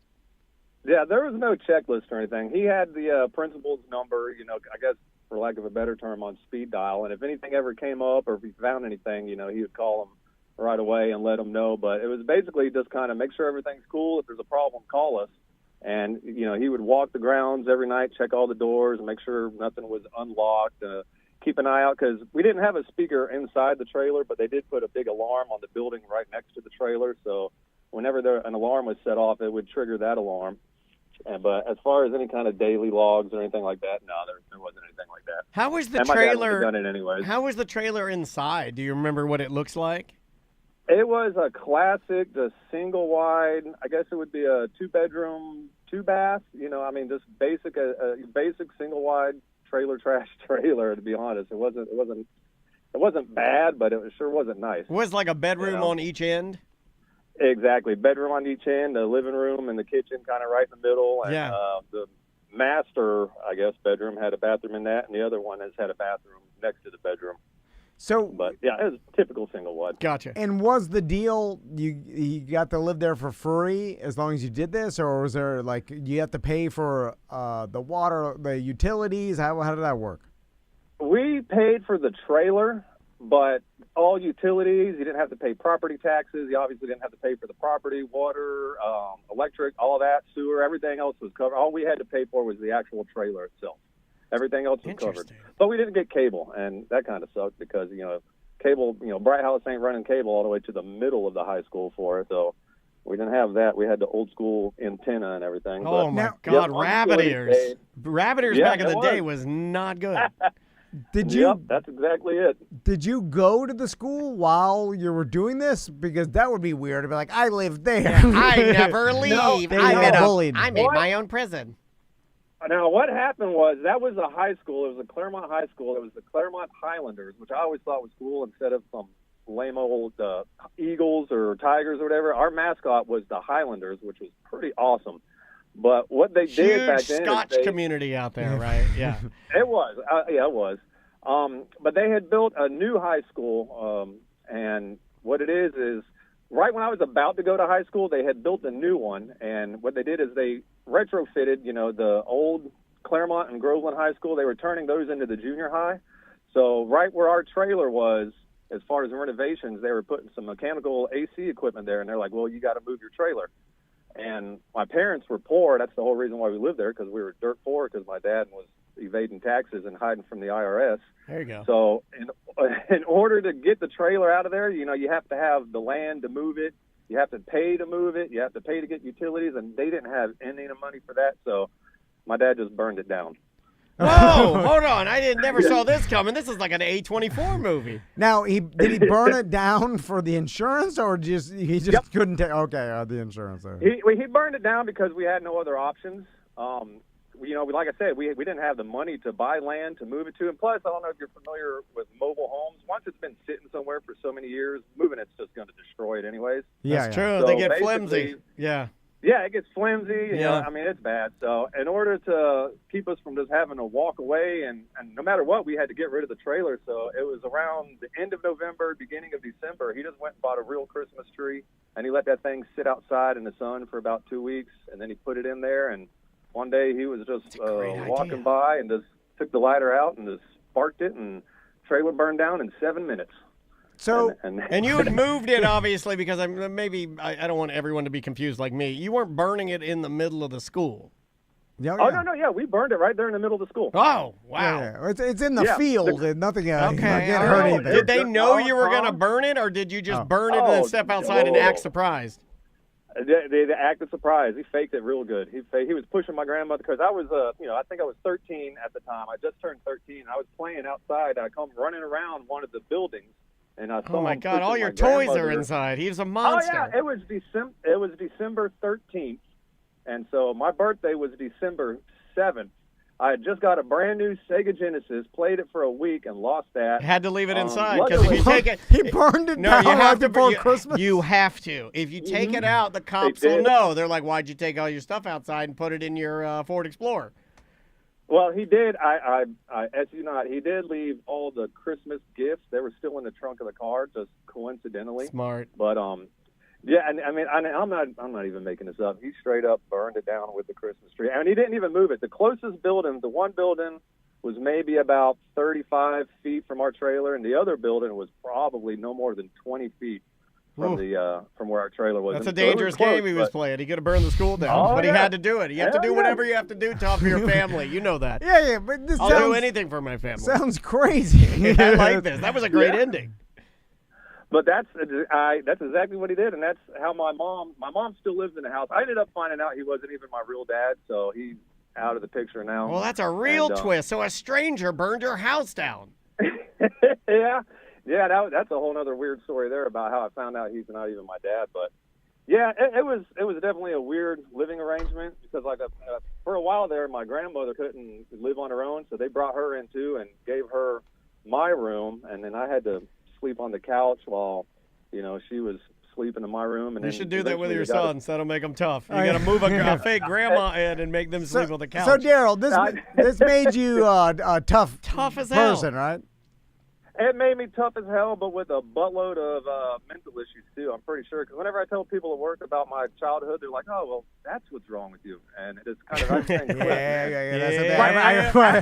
I forget about all the trauma that all this comes with, and all the negative effects of the trauma. Yeah. I only see the good of, like, this guy's tough, and it's like, but he likes to stomp his balls. What Tom and I see is, like, this guy's tough with great story. He can only get off by setting things on fire. Like he's been divorced 10 times. Crash. Yeah. This guy's crazy. I did get in trouble for playing with fire with one of my friends underneath one of the portables at the school when I was a kid, because we'd start little fires underneath the port. We'd pull the insulation out from underneath it and put it in a little Folgers coffee can and try to set it on fire. And I got some deep crap for that.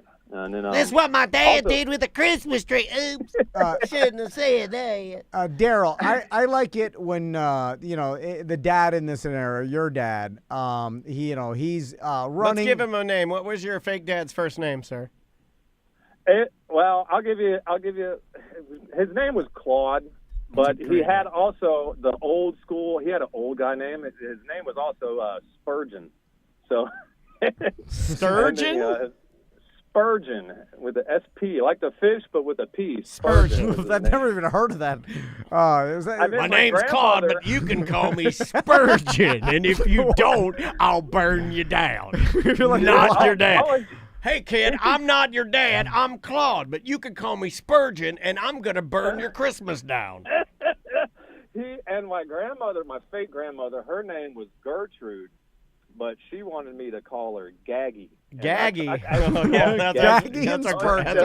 That's what Grandpa called her, I bet. So back to Spurgeon. Sorry, don't beat me up. So you're Spurgeon. You're running from the IRS. You've made some bad decisions. You're living on the school property for free. You can't pay for that either. And then you're like, one day, seemingly on a whim, you burn your entire house down. Ruined your career too. The wife somehow still follows Spurgeon and is like, you know what? He's a good man. He's He's a good man, that Spurgeon. Yeah. I'll let him Spurgeon in my mouth and I won't Gaggy. Which I'm always like, how is this possible? Like, I start doing wacky things, my wife is out of here. Like, she can't put up with anything. You can't even have a sixth White Claw, or it's going to be bad.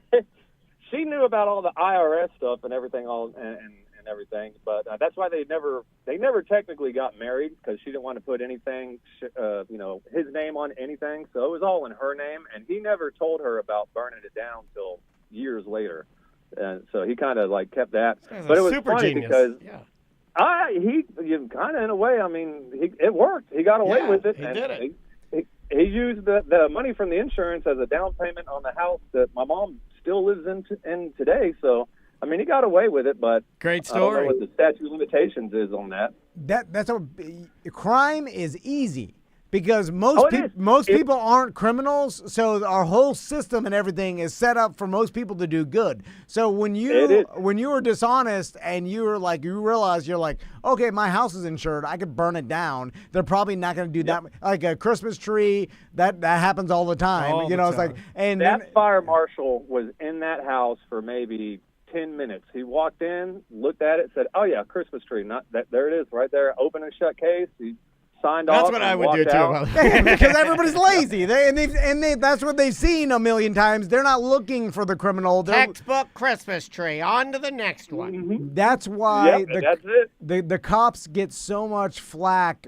for assuming it is what it always is. Yeah. And when we look at these like murder documentaries and these all these like mysteries, But what they fail to realize. yeah, we're always like, how could the cops not know? We're like, you as a viewer have only seen murder documentaries, so that's your normal. So it's always suspicious. The cops are used to the day-to-day. It's always not suspicious. It's always the husband that kills the wife. It's always, It's always a dead homeless person behind the 7-Eleven. the fire is always an accident. It's never arson. Arson is the anomaly. But we're all sitting back and we're seeing all these documentaries on arson and murder, and we're like, oh, how do the cops not know? Well, they don't deal with all this anomaly all the time. They deal with the standard. Right. That's why it's easy to get away with crime.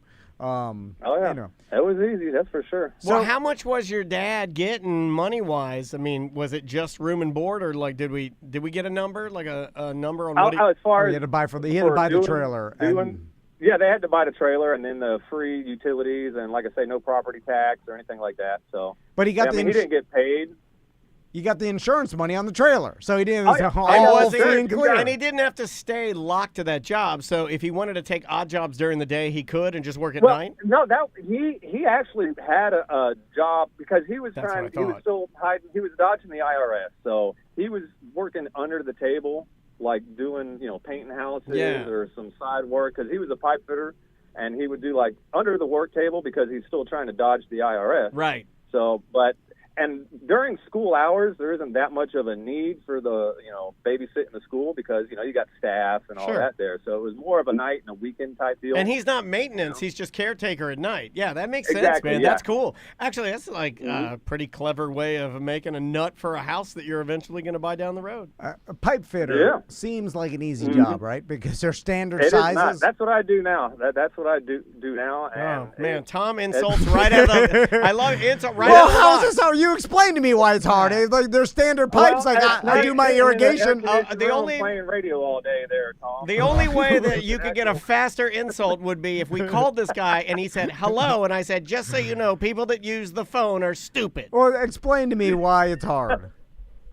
Well, because all right, so I mean, there's a lot of welding with it, So if you're on the welding side of things, I mean, first of all, it's Florida. It's already 100 degrees outside, and you got to wear a leather jacket and a hood. I'm the best and you're welder dealing on the with- show. We did a show, and I was the best welder. Sir, that's strike one. That has nothing to do with the job. I'm not talking about the that job has itself. Everything to do with Daniel. Go ahead and Google pipe fitter and see what the number one task they end up doing on there is. It's goddamn welding, Tom. So you don't know what you're talking about. All right, well then tell me you're a welder because I'm not going to say that's easy because I've seen welding. It seems it's hard. It's we hard. went out. Yeah, and we did it. But when you say you're a pipe fitter, I think you're doing a disservice to your job because we're like, wait a minute, there's only like 5 different sizes of pipes and That's not true. I'm not vouching for 5 pipes. I know I irrigation. cannot vouch on 5 pipes. Have you been to PVC Well, you're saying before? irrigation. No. Pipe fitter is not irrigation. Well, I think they No. make them standard, all the iron Do pipes. you weld PVC pipe? No. Okay. But did they make them all different sizes? I feel like back in the 20s, they're like, let's just standardize I mean, this. aren't some pipes the size of I a don't know. human?